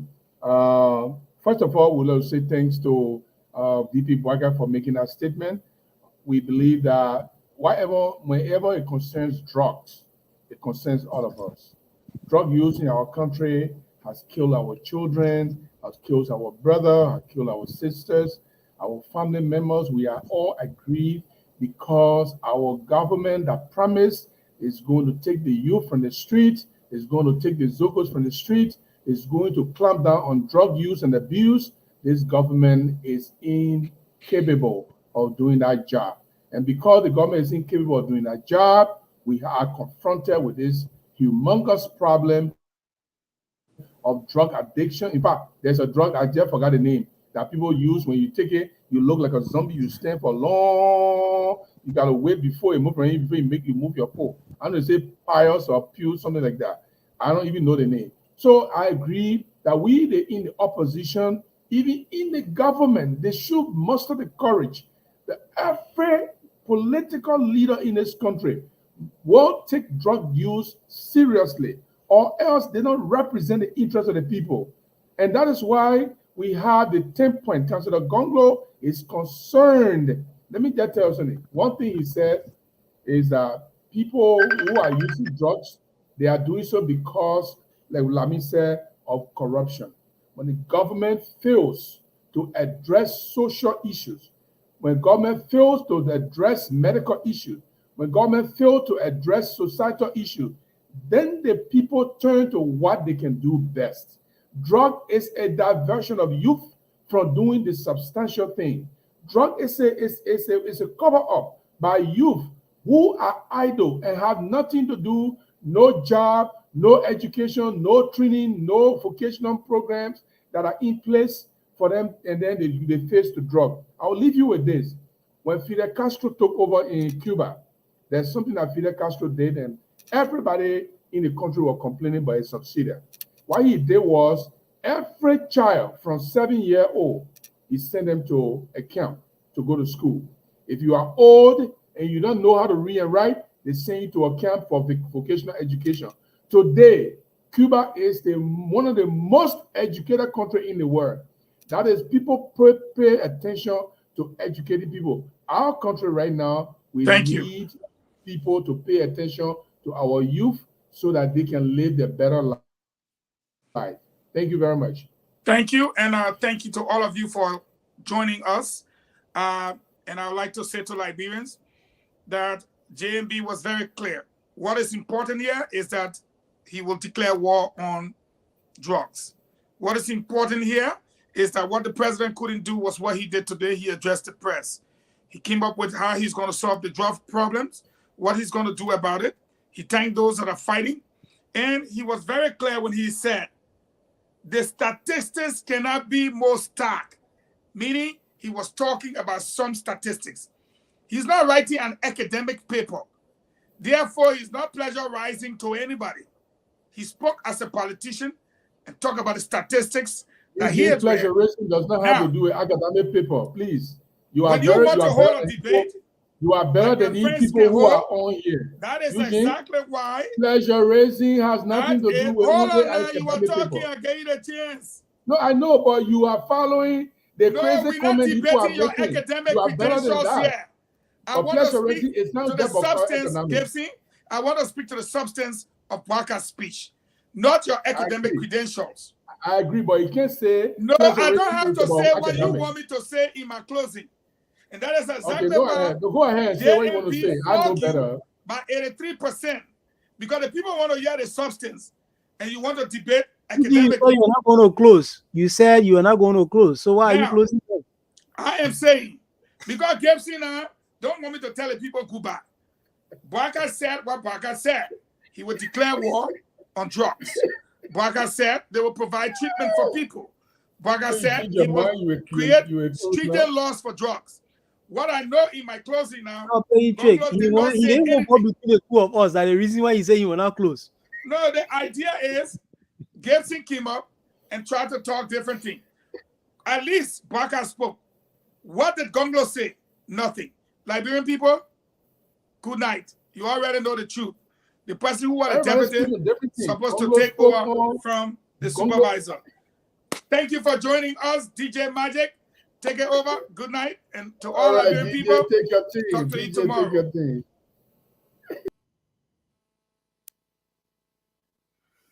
Okay, folks, so we just brought you the program Spoon Talk right here for you guys. Now, this time is about 7 minutes past 11 o'clock p.m. in Liberia. It's about time now we take our leave right here, but the show going to be back here for you guys tomorrow.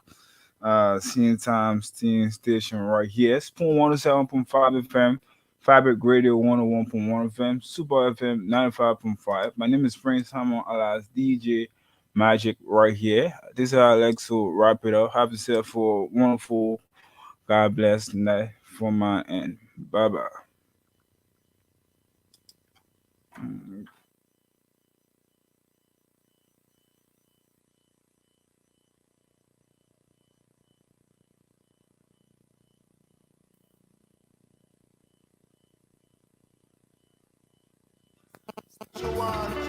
The CEO stand on with the spoon, and your boy Friday the South and then.